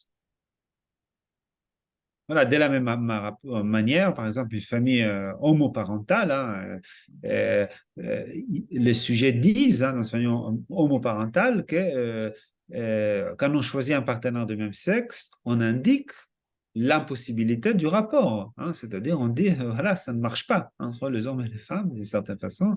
Et donc, il y a quelque chose où on structure également hein, cet impossible du rapport, mais de manière encore un peu différente. Donc, vous voyez comment il y a presque une autre version de l'impossible, qui donc n'est pas la version forcément édipienne, mais une version quand même, une mythification de la question de l'impossible. მაგალითად, როცა ჰომოპარენტალურია ოჯახი, როცა ჰომოსექსუალი წყვილი ქმნის ოჯახს, იგივენაირად ხდება გარკვეული თვალსაზრისით ხაზგასმა ამ შეუძლებლობის, რომელსაც ამ შემთხვევაში ჰომოპარენტალური ოჯახი პასუხობს როგორც სტრუქტურა, რომელმაც უნდა დააფუძნოს ოჯახი ამ შეუძლებლობის ბაზაზე. რატომ არის შეუძლებლობის კომპონენტი სქესთა შორის ურთიერთობის, იმიტომ რომ უკვე ჰომოსექსუალური ოჯახი უკვე გულისხმობს იმას, რომ ორ სქესს შორის ურთიერთობა უკვე ჰომოსექსუალური ურთიერთობა უკვე არის პასუხი ორ სქესს შორის ურთიერთობის სტრუქტურალურ შეუძლებლობაზე. D'une certaine façon, il y a entre n'importe quelle deux personnes toujours quelque chose de l'ordre d'un non-rapport. Hein. On se parle, on a l'impression qu'on se comprend, on ne se comprend pas véritablement, chacun dans son fantasme, etc. Donc, est-ce qu'on est obligé d'avoir un non-rapport qui est incarné uniquement par une question biologique, hein, des hommes et femmes, ou est-ce que toutes deux personnes, d'une certaine façon, peuvent venir incarner cette question de non-rapport? მაგრამ არა მხოლოდ წყვილს შორის, ნებისმიერ ორ პიროვნებას შორის შეიძლება იყოს ეს ურთიერთობის შეუძლებლობა, იმდენ რამდენადაც ორივე ლაპარაკობს, ერთმანეთს ესაუბრება, მაგრამ ერთმანეთის არ ესმით, ან გონიათ რომ ესმით, იმიტომ რომ თითოეულის შემთხვევაში ეს საუბარი, ეს სიტყვა მოტივირებულია ინდივიდუალური ფანტაზმით, რომელიც არაცნობიერია და რომელიც არ არის განაწილებადი და ასე ვთქვათ, საერთო. Là où peut-être c'est le plus catastrophique, c'est que justement, quand le couple parental n'est pas vécu dans sa différence, mais qu'il est vécu, il y a des patients qui disent mes parents, c'est comme un monstre à deux têtes. Hein? Il n'y a pas de battement et de différence et d'opposition entre les deux. Ah oui, c'est ça. Oui, oui. Quand par exemple le père dit ça et la mère répète la même chose, c'est tout ça contre. Voilà, où ils sont toujours d'accord, hein, ils sont toujours. Ils parlent comme ça, comme très orchestré. Voilà. Ça existe dans les pays. ალბათ ყველაზე კატასტროფული ამ შემთხვევაში იქნებოდა ის, როდესაც მშობლები ერთმანეთისგან არ განსხვავდებიან. და არის ეს შემთხვევები მონსტრუოზული, ასე თქვა, წყვილი მშობლების, როდესაც ერთი რაღაცას ამბობს და მეორე ზუსტად იგივეს იმეორებს და ასე შემდეგ. ანუ ისინი ფუნქციონირებენ როგორც ერთ არსი, ერთი სხეული და ასეთი კლინიკურ შემთხვევებში ხშირად ყოფილა. Bon. Voilà, donc c'est cette idée-là, au fond, si on, c'est juste pour résumer, hein, donc c'est cette idée que finalement, si on considère que ce qui compte, c'est de structurer une différence, hein, et c'est en ça que qu'une famille peut être structurant pour un enfant, vous imaginez que les personnages qui structurent ces différents peuvent être tout à fait variés, et ça peut venir, enfin, on ouvre à d'innombrables configurations, hein. On ouvre à d'innombrables configurations, comme nous a toujours montré l'anthropologie, hein, des cultures différentes, des tribus différentes, des époques différentes, il y a eu toujours eu de variations de formes. Voilà, je vais m'arrêter là peut-être pour laisser le temps parce que je sens qu'on est tous fatigués aussi. Voilà. Oui. La dernière chose que vous avez dit, maintenant, on comprend que ce que Olivier Douville essaye de nous dire il y a plusieurs années. Sa manière, bon, c'est quand vous touchez l'anthropologie.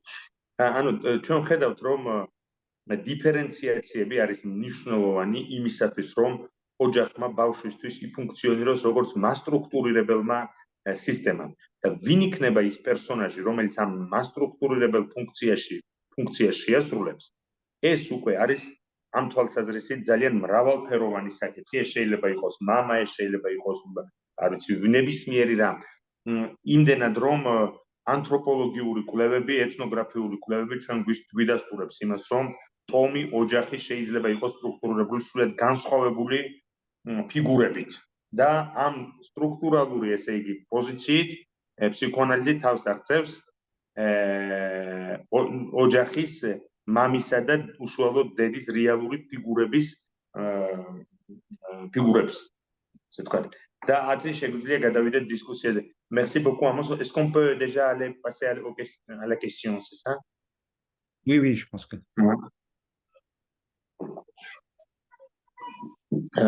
ხომ არ არის კითხვები?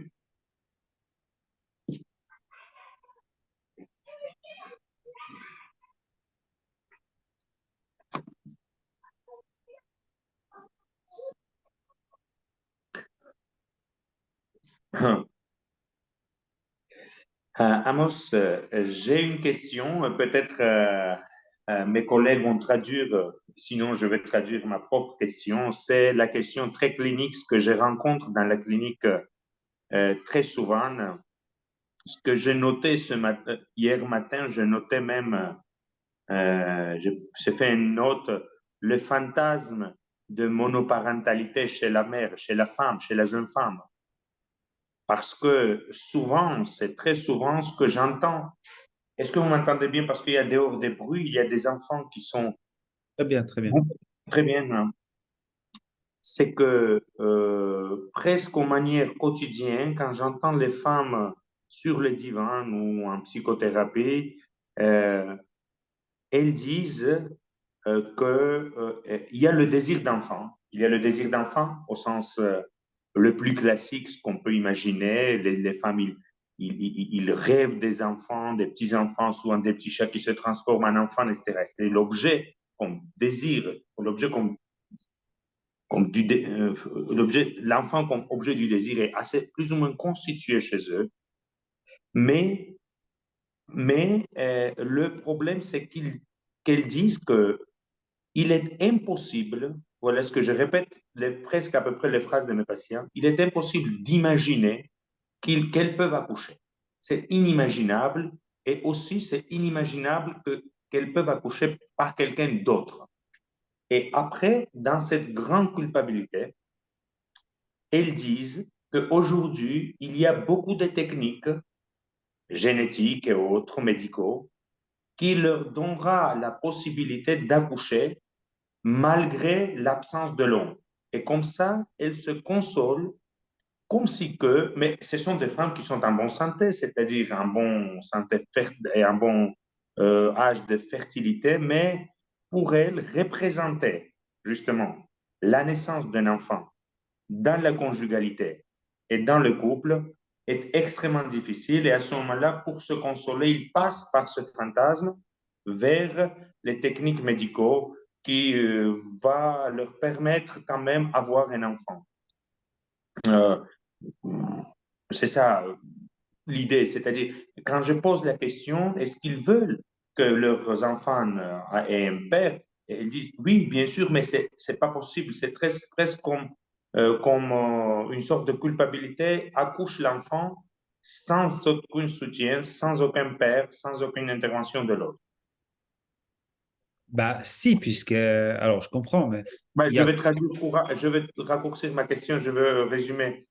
ანუ ჩემი კითხვა იყო კლინიკური, როდესაც ბოლო დროს ძალიან ხშირია ქალი პაციენტების მხრიდან ჩივილი იმასთან დაკავშირებით, რომ მათ სურთ ყავდეთ ბავშვი, მათთან ეს სურვილი არის ძალიან კარგად დაფუძნებული სურვილი, მაგრამ მიუხედავად ამისა, მათ ძალიან უჭირთ წარმოიდგინონ, მოახდინონ რეპრეზენტაცია და გაიაზრონ, რომ ეს რეალურად შეიძლება მოხდეს. და უფრო მეტი, თუ კი მაინც შეუძლიათ წარმოიდგინონ შვილოსნობა, მაშინ მამის გარეშე და ამიტომ თავს იმშვიდებენ, რომ დღეს შესაძლებელია სხვადასხვა სამედიცინო ტექნიკებით იყოლიო შვილი მამის გარეშე და ასეთ შემთხვევაში ფაქტიურად თითქოს ისინი ფიქრობენ, რომ მათთვისაც შეიძლება იყოს ეს ხელმისაწვდომი. Comme que c'est tellement interdit pour eux qu'elles se consolent d'avoir recours à des techniques. Bon. ouais. Bon, alors là, vous rentrez dans une question qui touche l'Édipe féminin, c'est-à-dire cette idée que il y a certaines femmes qui peut-être n'attendent plus rien à recevoir de l'autre, de l'homme, d'une certaine façon, et elle se met dans une position où, parce que l'enfant, pour Freud, c'est quelque chose que la femme, c'est un don, hein, c'est quelque chose qui est reçu. Hein. Donc, et donc, comme il y a un impasse de ce côté-là, un impasse subjectif de ce côté-là, il y a cette idée que ce que l'homme ne peut pas me donner, il y a une demande qui est formulée à la science. D'ailleurs, on remarquerait souvent que c'est pris aussi dans un transfert. On va voir un tel spécialiste hein, ou qui est supposé savoir avec un transfert, etc. Et derrière la médecine, de manière tout à fait abstraite, hein, il y a toujours un homme derrière, enfin souvent enfin, un médecin derrière, qui est à qui on adresse la demande. Et d'ailleurs, dans certains cas, ce qui est très intéressant, c'est qu'il y a certaines femmes pour qui ça tourne un peu moins bien, enfin, on le voit ça dans la clinique, c'est des femmes qui considèrent que on va pas leur donner, on va rien leur donner, on sait qu'elles peuvent avoir n'est pas de l'ordre d'un don et qui tournent dans une logique de revendication. Hein? J'ai le droit. Chez certains cas, hein, évidemment, ce n'est pas toutes les femmes, bien sûr, hein, mais dans certains cas, on retrouve une logique de ce qui n'a pas été, ce qui m'a été refusé, et donc je rentre dans une logique de j'ai droit à l'enfant. Hein, dans certains cas. Ce qui me semble intéressant, c'est juste cette idée qu'il y a quand même du transfert. Enfin, dans la plupart des cas, il y a quand même quelque chose qui se fonctionne grâce à un transfert. Euh, grâce à un transfert, hein, quand même. Vous voyez, enfin, voilà. ეს საკითხი, რომელსაც თქვენ სვამთ, გულისხმობს პრობლემას ქალთან ოიდიპოსის, თუ როგორი დამოკიდებულება აქვს მას ოიდიპოსთან, საკუთარ მამასთან, როდესაც ამ შემთხვევაში, რასაც თქვენ ახსენეთ, ნიშნავს, რომ ქალი აღარაფერს ელოდება სხვისგან, ას არავითარი მოლოდინი არ აქვს ამ სხვისგან, რომ ის მიიღებს სხვისგან რაღაცას, იმიტომ რომ ჩვენ ფროიდიდან მოყოლებული, რომ ქალი ბავშვს და ბავშვის ყოლას აღიქვამს როგორც ერთგვარ ძღვენს, რომელსაც ის იღებს წარმოსახვითი მამის ფიგურისგან და ის, რასაც ვერ მისცემს კაცი თავის ფანტაზმში, მას მისცემს მეცნიერება. და ტრანსფერის საკითხი მეცნიერებაზე, ანუ გულისხმობთ ხელოვნური განაყოფიერების მეთოდებზე ძალიან ძლიერია. ეს ტრანსფერი აქვს დღეს ქალებს მეცნიერებაზე, რომლის უკანაც ყოველთვის დგას მაინც მამაკაცის ფიგურა, შეიძლება იყოს რეპროდუქტოლოგი, ექიმი და ასე შემდეგ. და მაგრამ არის ზოგიერთი ქალი, რომელიც ითხოვს ბავშვს როგორც არა სურვილის ობიექტს, არამედ როგორც მის უფლებას. მე მაქვს უფლება მყავდეს ბავშვი.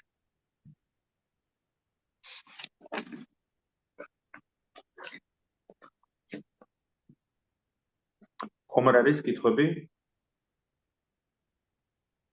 შეიძლება მე დავსვაკითხო. კი ბატონო. ისეთ რა მაინტერესებს, სქესთა შორის ურთიერთობა რატომ არის ფუნდამენტურად შეუძლებელი? რა არის ამის მიზეზი?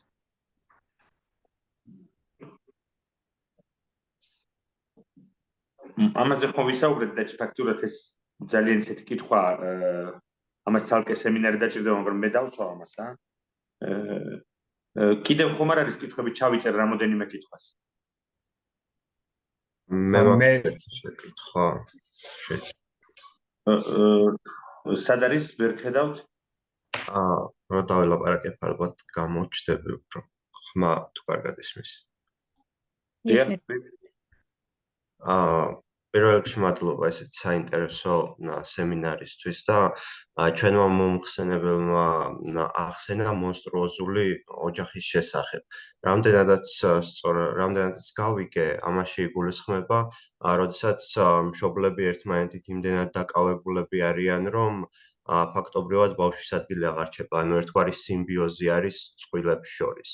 და როდესაც მშობლების ფანტაზმში და განსაკუთრებით დედის ფანტაზმში აღარ რჩება ბავშვის ადგილი, ამ დროს რა ბედი ეწევა ბავშვს, ეს მაინტერესებს.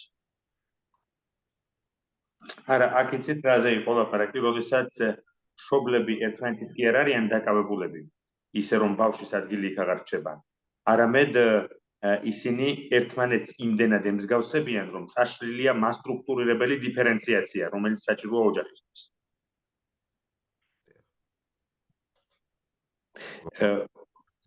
Oui,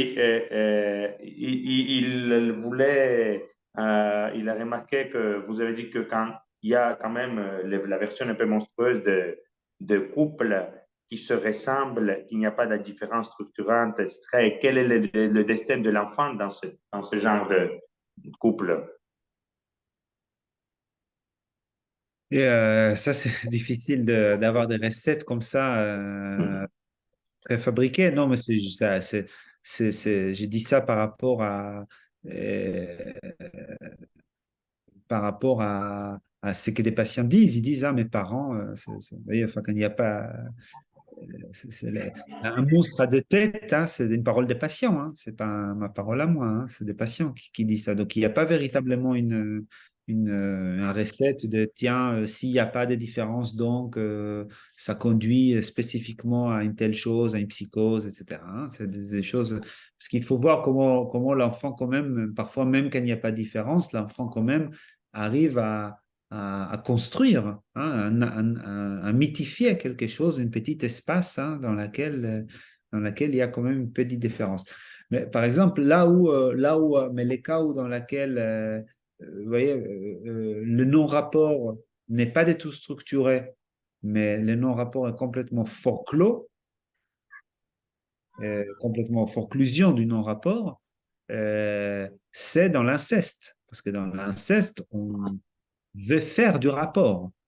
On dit qu'il y a des rapports, et donc, effectivement, là, il n'y a aucune construction d'une différence générationnelle, etc. Donc, il n'y a pas de... Vous voyez ce que ça donne après dans la clinique. Je ne sais pas, vous voyez, on ne peut pas s'engager sur des structures, etc. Mais ça donne des ravages. Ça donne des ravages. Ça peut-être... Oui, oui. Oui. როდესაც ძნელია ამის თქმა, იმიტომ რომ ძნელია თუ როგორ გრძნობს ბავშვი თავს მსგავს წყვილთან, რომლებიც ერთმანეთს გონია, ეს ჩემი პაციენტის სიტყვებია, მონსტრი ორი თავით, როდესაც ის ახასიათებდა მშობლებს, ერთი სხეული ორი თავით. მაგრამ ყოველ შემთხვევაში მიუხედავად ამისა, ბავშვები მაინც ახერხებენ დიფერენციაციების ჩამოყალიბებას, აკონსტრუირებენ გარკვეულ მითს თითოეულ მშობელზე, მიუხედავად რომ ისინი რეალურად როგორებიც არ უნდა იყვნენ, მაგრამ როდესაც ჩვენ გვაქვს საქმე ურთიერთობის, ორსქეს შორის ურთიერთობის შეუძლებლობის ფორკლუზიასთან, ეს ლაკანიანური ტერმინი, ესე იგი, ორსქეს შორის ურთიერთობის შეუძლებლობა, როდესაც გამორიცხულია ურთიერთობიდან, ასეთ შემთხვევაში ჩვენ გვაქვს საქმე ერთგვარ ინცესტთან, რომელიც უკვე სად არის სქესობრივ სექსუალური ურთიერთობების შესაძლებელი? იქ სადაც არის ინცესტი გარკვეული თვალსაზრისით, ხო? ინცესტი გამორიცხავს მასტრუქტურირებელ non-rapport, ანუ მასტრუქტურირებელ ურთიერთობის შეუძლებლობას. და ასეთ შემთხვევაში უკვე არავითარი თაობათა შორის დიფერენციაცია აღარ მყარდება. ეს არის ჩაკეტილი ოჯახი, რომელიც მთლიანად სოციოკულტურული წესრიგიდან ამოვარდნილია და კანონის მიღმა ფუნქციონირებს. მეგობრებო, კითხვები კიდევ არის? მე მაქვს შეკითხვა თუ შეიძლება. დიახ. სად არის ის? გაგისმენთ, ეჩანს. დიახ, მანამდე ისაუბრა ნევროტიკის ლოგიკაზე, რომ ანუ თუ სრულ დაკმაყოფილება შესაძლებელია და უბრალოდ გარკვეული წინაღობა გვაქვს და ამას თუ გადავლახავთ, მივიღებთ ამ კმაყოფილებას. და მე მაინტერესებს ეს ლოგიკა რამდენად ფართოდ შეგვიძლია განვავრცოთ და თუ შეგვიძლია მაგალითად პოლიტიკურ პარტიებს მოვარგოთ, რომელიც ამბობენ, რომ აი ამჯერად თუ მოვირგებთ არჩევნებში, ამჯერად თუ ამ პოლიტიკას გავატარებთ, საერთოდ გადატრიალებას თუ მოვაწყოთ, აი ახლა მივიღებთ კმაყოფილებას. თუ შეგვიძლია რომ ისიც ამგვარად გავაანალიზოთ.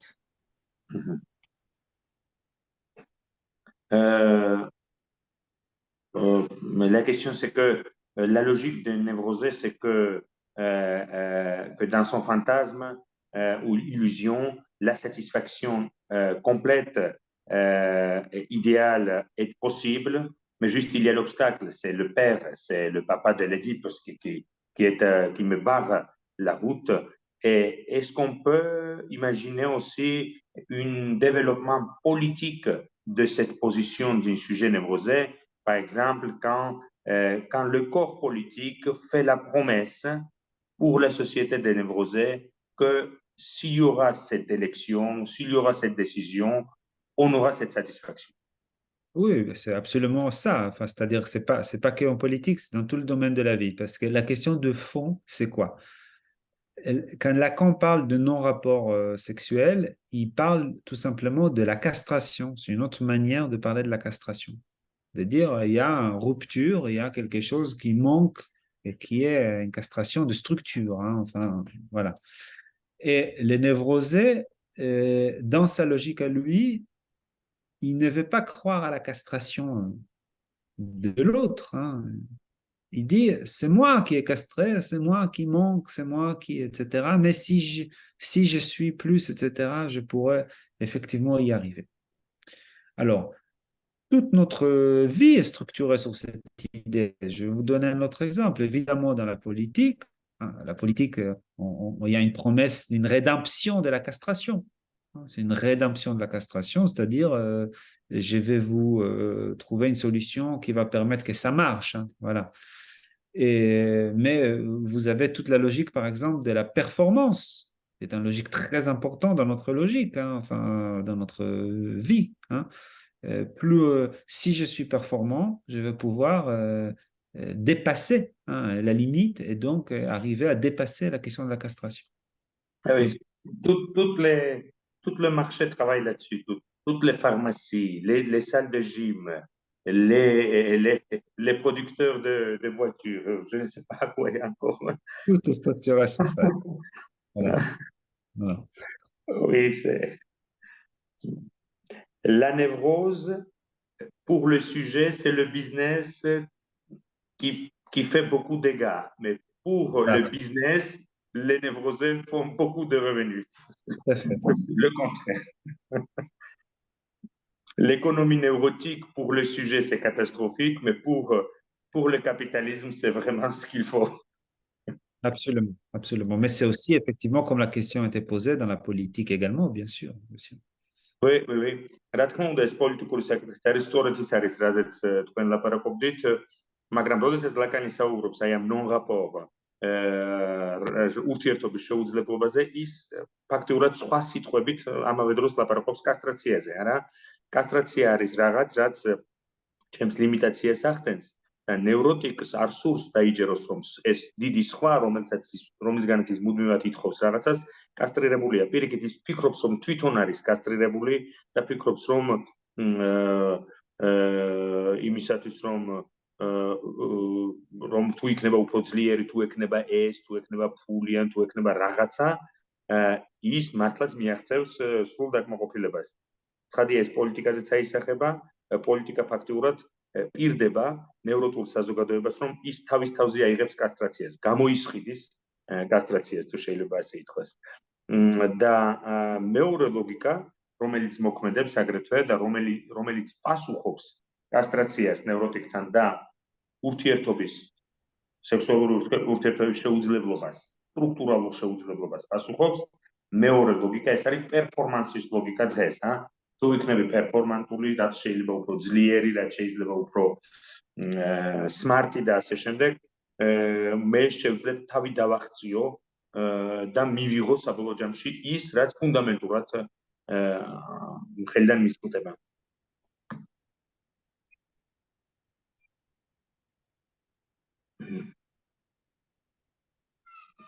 ჩვენს წევრებს სვანეს სახლიდან, ასოციაციიდან ხო არ აქვს კითხვები?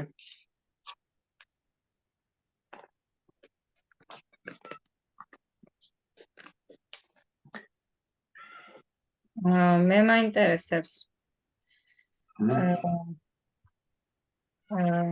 მოხსენებელს მადლობა ძალიან საინტერესო სემინარისთვის. ლაკანის იდეაზე მაინტერესებს რომ ოიდიპოსის მითი ხომ არ არის ნევროტიკის შეთხზული მითი, სტრუქტურირებული მითი იმისთვის რომ მოიშოროს სახელიდან დაუსწრეს მამის კანონს, იმისთვის რომ სრულ დაკმაყოფილებას მიაღწიოს და ამ ლოგიკას თუ მივყვებით, მაშინ ფსიქოტიკს თუ ჩავთვლით იმად, ვინც მიაღწია, თქვა სრულ დაკმაყოფილებას ან გარკვეულწილად სურვილის ობიექტი მოიპოვა, პირიქით ის ეძებს ამ შემთხვევაში მამის კანონს, რომ შემოვიდეს მის ცხოვრებაში ან მის ფსიქიკაში ეს ლიმიტაციები და მაგალითად მაია მეორე ნაწილი ამ ლოგიკის მიხედვით ამ ლოგიკის მიხედვით კი ფსიქოტიკი პირიქით ეძებს მამის კანონს, რომ შემოვიდეს ან მოცული იყოს ამ ლიმიტაციებს და ის მაგალითიც რომ მოიყვანა, როცა გარკვეულწილად ლიმიტი დაირღვა პაციენტსა და მას შორის კლინიკაში, ეს შეიძლება აღქმული ყოფილიყო იმ პაციენტის მხრიდან, როგორც ჩამოყალიბებული ჩარჩოს ან ლიმიტის, ანუ შეიძლება ითქვას მისთვის მამის კანონის დარღვევად და ამან გამოიწვია შფოთვა. იმიტომ რომ მას ეს სრული დაკმაყოფილების გამოცდილება მიღწეული ქონდა ადრეულ ბავშვობაში, თქვა. გამანადგურებელი და მიაღწია და ეხლა ცდილობს მამის კანონი, რომელიც არ აქვს ეს გაიჩინოს და ამას დაეფუძნოს და მეორეს, რომელსაც აქვს თქვა ჭარბადეს მამის ფუნქცია მიმუშავა, ის პირიქით ცდილობს რომ გათავისუფლდეს, რომ ოდნავი ერთმანეთთან ეს სარკისებურად არის.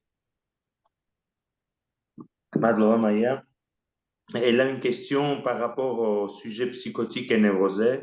D'abord, elle vous remercie pour cette formidable intervention que qu'on nous a proposée. C'est que la question elle est suivante que on a une idée, ce que vous avez dit et chez Lacan aussi, que l'Oedipe chez les névrosés, ça peut être une construction qui va masquer cet impossible du rapport, impossible de satisfaction qui est déjà mis dans la structure de la pulsion, même chez Freud.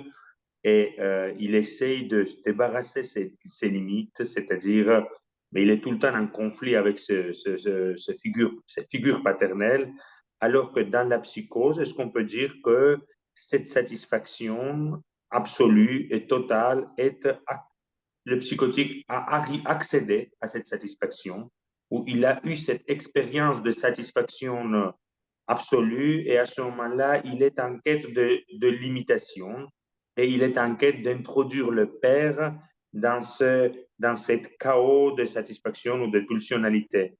Et d'après votre exemple, quand vous passez dans le couloir et vous a proposé à votre patient de venir vous voir comme ça sans le rendez-vous précis du jeudi. Voilà. Est-ce que c'est vraiment ces deux pôles où il y a des choses beaucoup plus compliquées que ça? Alors, il y aura, on pourra faire un cours rien que sur la psychose, hein. Enfin, donc c'est un peu c'est un peu complexe, mais pour dire très vite, c'est-à-dire qu'il y a cette idée, je suis pas sûr de saisir exactement le cœur de la question, mais de ce que j'ai saisi, il y a cette idée que là où la névrose il structure les choses dans une conflictualité, les psychotiques, il est en panne de construction dans la conflictualité. Et dans les conflictualités, vous avez cette idée d'un certain rapport de force avec une logique de et. Hein, c'est à la fois l'un et l'autre. Hein, et ils sont pris dans un rapport de conflictualité, alors que dans la psychose, on est plutôt dans une logique de ou. C'est ou l'un ou l'autre. Hein. Il y a quelque chose qui ne se conflictualise pas, mais qui se trouve dans une logique de clivage. Hein. Enfin, voilà, c'est ça. Et ces conflictualités-là, elle est structurée grâce à la construction édipienne. Parce que l'Édipe, là, justement, il veut structurer cette logique de conflictualité. Ça, c'est le premier point. Deuxième point, pour répondre à la question de la limitation, effectivement, c'est-à-dire que ce qui se passe, c'est que la castration névrotique vient border la pulsionalité. Et là où la psychose, c'est pas du tout il faut pas du tout penser qu'il est dans une satisfaction totale, mais il est dans quelque chose qui est complètement chaotique parce que justement, c'est pas organisé. Donc la jouissance, c'est pas qu'il a de la jouissance totale, inimaginable, mais c'est qu'au contraire, il est envahi par une jouissance qu'il n'arrive pas à canaliser. Oui. Et en plus, on ne peut pas parler de la satisfaction parce que c'est l'objet qui échappe au sujet psychotique. Bien C'est-à-dire, à ce sûr. moment-là, c'est l'anarchie pulsionnelle plutôt que la satisfaction au sens de l'objet. Exactement. Et donc, c'est l'envahissement pulsionnel où c'est pas structuré par l'action de la castration. Იდეა არის ის, რომ ნევროზი სტრუქტურირებულია, ნევროს ასტრუქტურირებს ნევროტულ ორგანიზაციას ფსიქიკური კონფლიქტი. ესე იგი, კონფლიქტი დაპირისპირებულ რტოლვებს, დაპირისპირებულ ფსიქიკურ ინსტანციებს შორის. ნევროტიკის ლოგიკა არის და, ესეც და ესეც. რაც ნიშნავს იმას, რომ რამოდენიმე ურთიერთგამომრიცხავი ტენდენცია დაშვებულია ფსიქიკურ ცხოვრებაში, რომლებიც კონფლიქტუალობენ. Psikhosში ჩვენ კონფლიქტი არ გვაქვს, ჩვენ გვაქვს გამორიცხვა. ან რაც ნიშნავს იმას, რომ საქმე ეხება არა განდევნას, არამედ გახლეჭას ფსიქოზის დროს. და ოიდიპოსი სწორედ აი ამ კონფლიქტუალობას აფუძნებს ნევროზის დროს, რომელიც ჩვენ არ გვაქვს ფსიქოსში. რაც შეეხება ლიმიტებს, თქვენი კითხვის მეორე ნაწილს, ნევროტიკთან კასტრაცია ახდენს ლიმიტაციას ჩემი ლტოლვის, გარკვეულ ბარიერს აწესებს. მაშინ, როდესაც ფსიქოზში ჩვენ გვაქვს გარკვეული ლტოლვითი ანარქია, ლტოლვითი და ჩვენ ვერ ვილაპარაკებთ ფსიქოტიკთან დაკმაყოფილების გამოცდილებაზე, იმიტომ რომ ასეთ შემთხვევაში მე დავამატე და ამაზე დამეთანხმა ამოსი, რომ ფსიქოტიკს ხელიდან უწყდება ობიექტი, შესაბამისად, მას არ შეუძლია კონდეს დაკმაყოფილების გამოცდილება ობიექტთან. ის აი ამ თავის, ესე იგი, ლტოლვით ტენდენციებთან ყოველგვარი ლიმიტაციების და ჩარჩოს გარეშე მარტო არის დარჩენილი და განიცდის ლტოლვით დეზორგანიზაციას. ესე იგი, ანვაისმო. ესე იგი, ანვაი ნიშნავს ფაქტიურად წალეკილია ლტოლვებით, ნაცვლად იმისა, რომ კონდეს დაკმაყოფილების ობიექტი, სადაც მიიღებდა სიხარულს ურთიერთობაში.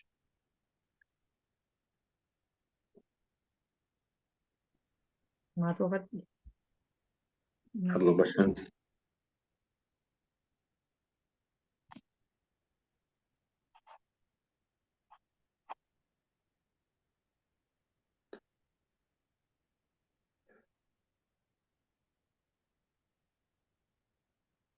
ერთი კომენტარი მაქვს, რაღაც თავში მომივიდა იდეა და მინდოდა მეზიარებინა და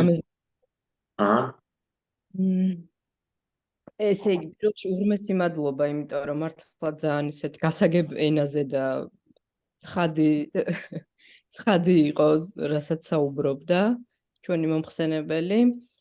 და მან ახსენა აი ამ ესე იგი სურვილი ესე იგი სუბიექტი რომელსაც არ აქვს ლიმიტები ხო სადაც ეს მამის ფუნქცია ასე ვთქვათ არ ფუნქციონირებს და რომელიც მუდმივი მოთხოვნის ქვეშ არის მუდმივად რაღაცას ითხოვს რომელიც არ კმაყოფილდება და გიგა შენახსენე მე ეს დამოკიდებული პაციენტები მაგალითად ხო და უბრალოდ მე გამახსენდა ჩემი კლინიკიდან გამომდინარე აი ზუსტად მსგავსი პაციენტები რომლებიც მოდიან და ესე იგი არანაირი ინტერპრეტაცია და ვერსია არ აქვს ხოლმე იმასთან დაკავშირებით თუ რა ფუნქცია აქვს მათ ფსიქიკურ ცხოვრებაში მაგალითად თამაშს ან ალკოჰოლს ან ნარკოტიკებს ამით იმის თქმა კი არ მინდა რომ მაგალითად ნევროტიკი მოდის და მას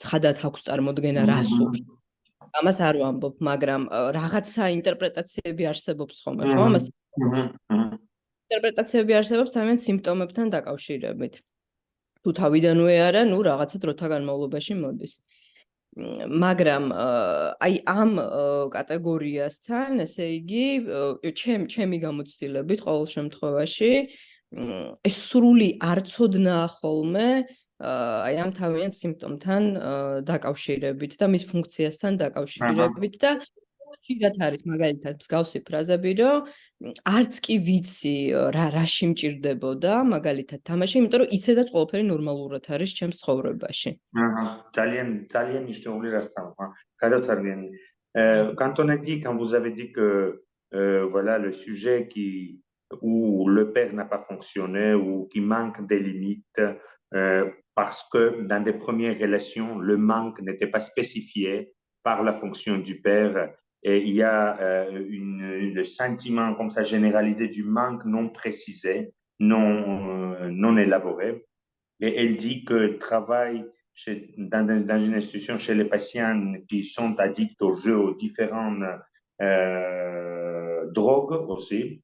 Et elle est étonnée de ce fait que, et votre parole résonne pour elle au niveau de sa clinique, que ces patients à la différence des patients des névrosés, qui ont de la structure neurotique, ces patients, quand ils viennent et quand elles questionnent sur leurs symptômes, par exemple, pourquoi, comment vous pensez, quelle est la fonction ou la place, ou pourquoi vous jouez au jeu d'argent, ou pourquoi, comment vous pensez pourquoi. À ce moment-là, ils n'ont aucune idée sur leurs symptômes et aucune association. Comme si il n'y a pas la parole là-dessus, sur leur manque, justement. Bien sûr que ces jeux et ces addictions viennent à la place du manque, mais c'est tellement confus. L'un des patients a dit, à vrai dire, je ne sais pas pourquoi j'ai commencé de jouer, parce que tout allait bien dans ma vie. C'est-à-dire, il n'y a pas cette conscience du manque, alors que le névrosé, justement, il est tout le temps assujetti à ce manque parce qu'il est tout le temps dans la demande, c'est-à-dire il s'énerve beaucoup qu'il y a ce manque, alors que, vous voyez, c'est ça, l'observation clinique de l'aîné, que ces patients qui sont un peu limites n'arrivent pas d'avoir une réflexion sur cet objet qui font appel. C'est-à-dire que dans cette clinique-là de jeu, etc., c'est comme s'il y avait une excitation, c'est les termes là d'excitation, mais une pure excitation, mais qui n'est pas qualifiée pour autant pour être articulée à partir d'un objet, d'un manque. Hein, vous voyez, enfin, c'est-à-dire qu'il y a véritablement une excitation aveugle, un peu sourde. Hein, voilà. Ce qui sera intéressant, peut-être, c'est de comparer cette clinique dont elle parle de l'addiction à une clinique peut-être plus névrotique, celle des collectionneurs.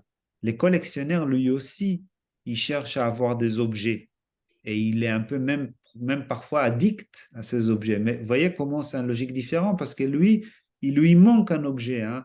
Il a déjà les séries, les 1, 2, 3, 4, 5 de ça. Il lui manque cet objet qu'il n'a pas, cet objet qui a été fabriqué en Suisse, cet objet qui, etc., etc. Vous voyez, donc c'est déjà une excitation qui est articulée avec un objet spécifique qui manque. Hein. C'est intéressant de mettre en parallèle pour voir justement la différence entre une excitation sans objet, hein, d'une certaine façon. Oui, oui. Oui, oui, oui. Mais c'est très structuré, les philatélistes, c'est-à-dire, eux, ils savent qu'est-ce qu'ils veulent, ils savent où chercher. Ça structure leur pulsionalité, je pense. Dans l'économie pulsionnelle, c'est. Tout à fait, tout à fait. აგზნება, როდესაც მართლაც ჩვენ ვლაპარაკობთ ადიქციაზე, რასაც ჩვენ შეეხელენე, აქ საქმე ეხება აგზნებას წმინდა სახით, რომელიც არ კვალიფიცირდება როგორც აგზნება, რომელიც ინვესტირებს ობიექტს ან ფორმდება ფანტაზმში და ასე შემდეგ. ეს არის სუფთა სახის აგზნება, რომლის ევაკუაციასაც ახდენს სუბიექტი თამაშის დროს. საინტერესოა აქ ჩვენ შევადაროთ ადიქციური სტრუქტურის მქონე სუბიექტი და ნევროტიკის ადიქცია კოლექციონირებისადმი. როდესაც ისინი ეძებენ მუდმივად იმ ობიექტს, რომელიც აკლია, ფუნდამენტურად და ყოველთვის აკლია მათ კოლექციას. და შეიძლება ითქვას, რომ გარკვეული თვალსაზრისით ეს ნაკლი ნევროტიკ კოლექციონერს აღგზნებს, მაგრამ განსხვავებით მომხმარებლისგან ნარკოტიკის მან იცის სადიპოვოს, რა ქვია ამას და ასე შემდეგ უფრო სტრუქტურირებულია ვიდრე თამაშის ან ნარკოტიკის დროს.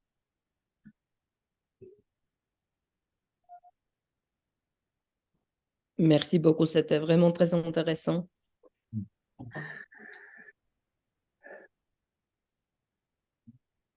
Bon.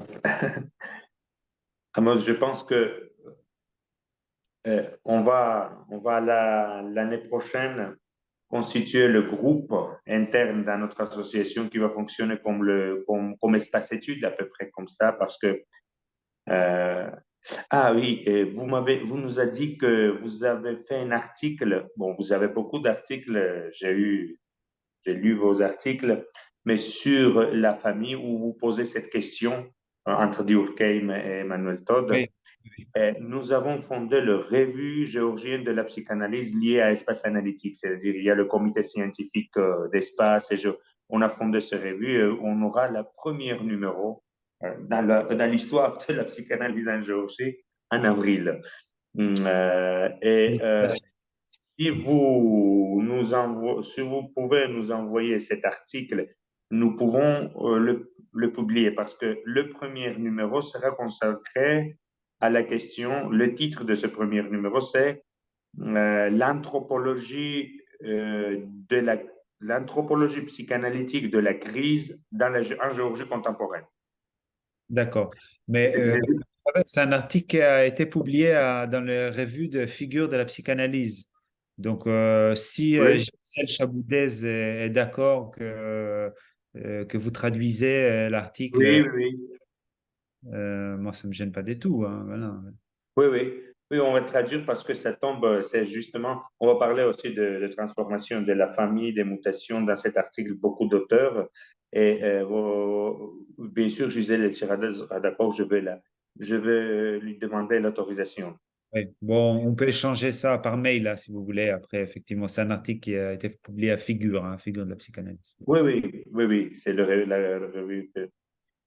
Merci beaucoup et je voudrais vous proposer de venir en Géorgie peut-être à l'année prochaine quand vous serez disponible. Nous organisons toujours une conférence à l'Université d'État de Tbilissi, puis un séminaire, puis on peut faire, c'est-à-dire visiter le pays et renforcer nos relations franco-géorgiennes, ce qui a commencé en 1999, quand Claude Boukobza, Catherine Saladin, Guy Sapriel et les autres venaient à Tbilissi. Il y a Maison Verte qui fonctionne comme l'institution franco-géorgienne, et il y a Association d'Espace Géorgien pour la psychanalyse. Et je vous remercie encore une fois pour votre participation très précieuse pour nous. Bah, écoutez, je vous dis d'abord vraiment bravo pour votre dynamisme. On sent, j'ai senti, même si c'est Zoom, j'ai senti quand même qu'il y a une vraie écoute et un vrai intérêt. On voit dans le regard des uns et des autres. Et c'est vraiment chouette de voir un tel dynamisme comme ça pour la psychanalyse, hein. Donc, vraiment, il faut continuer. Bravo pour vous. Voilà. Oui, et surtout avec Yorgos Dimitriadis et Olivier Douville que nous allons faire un master à l'université en psychopathologie psychanalytique. Il y aura le master de psychologie clinique et à peu près 40% d'enseignement sera consacré à la psychanalyse. Nous sommes en train de faire toutes ces administrations avec le Bureau des relations internationales. Vous connaissez bien sûr, Paris 7. Oui, oui, oui. Moi, je suis enseignant à maître de conférence à Paris 13, hein, voilà, mais je connais bien le. Oui, oui. Merci beaucoup. Merci. Très bien. Bon, bah, écoutez, merci pour vous encore et au plaisir. Merci beaucoup. Merci. Au revoir. Au revoir.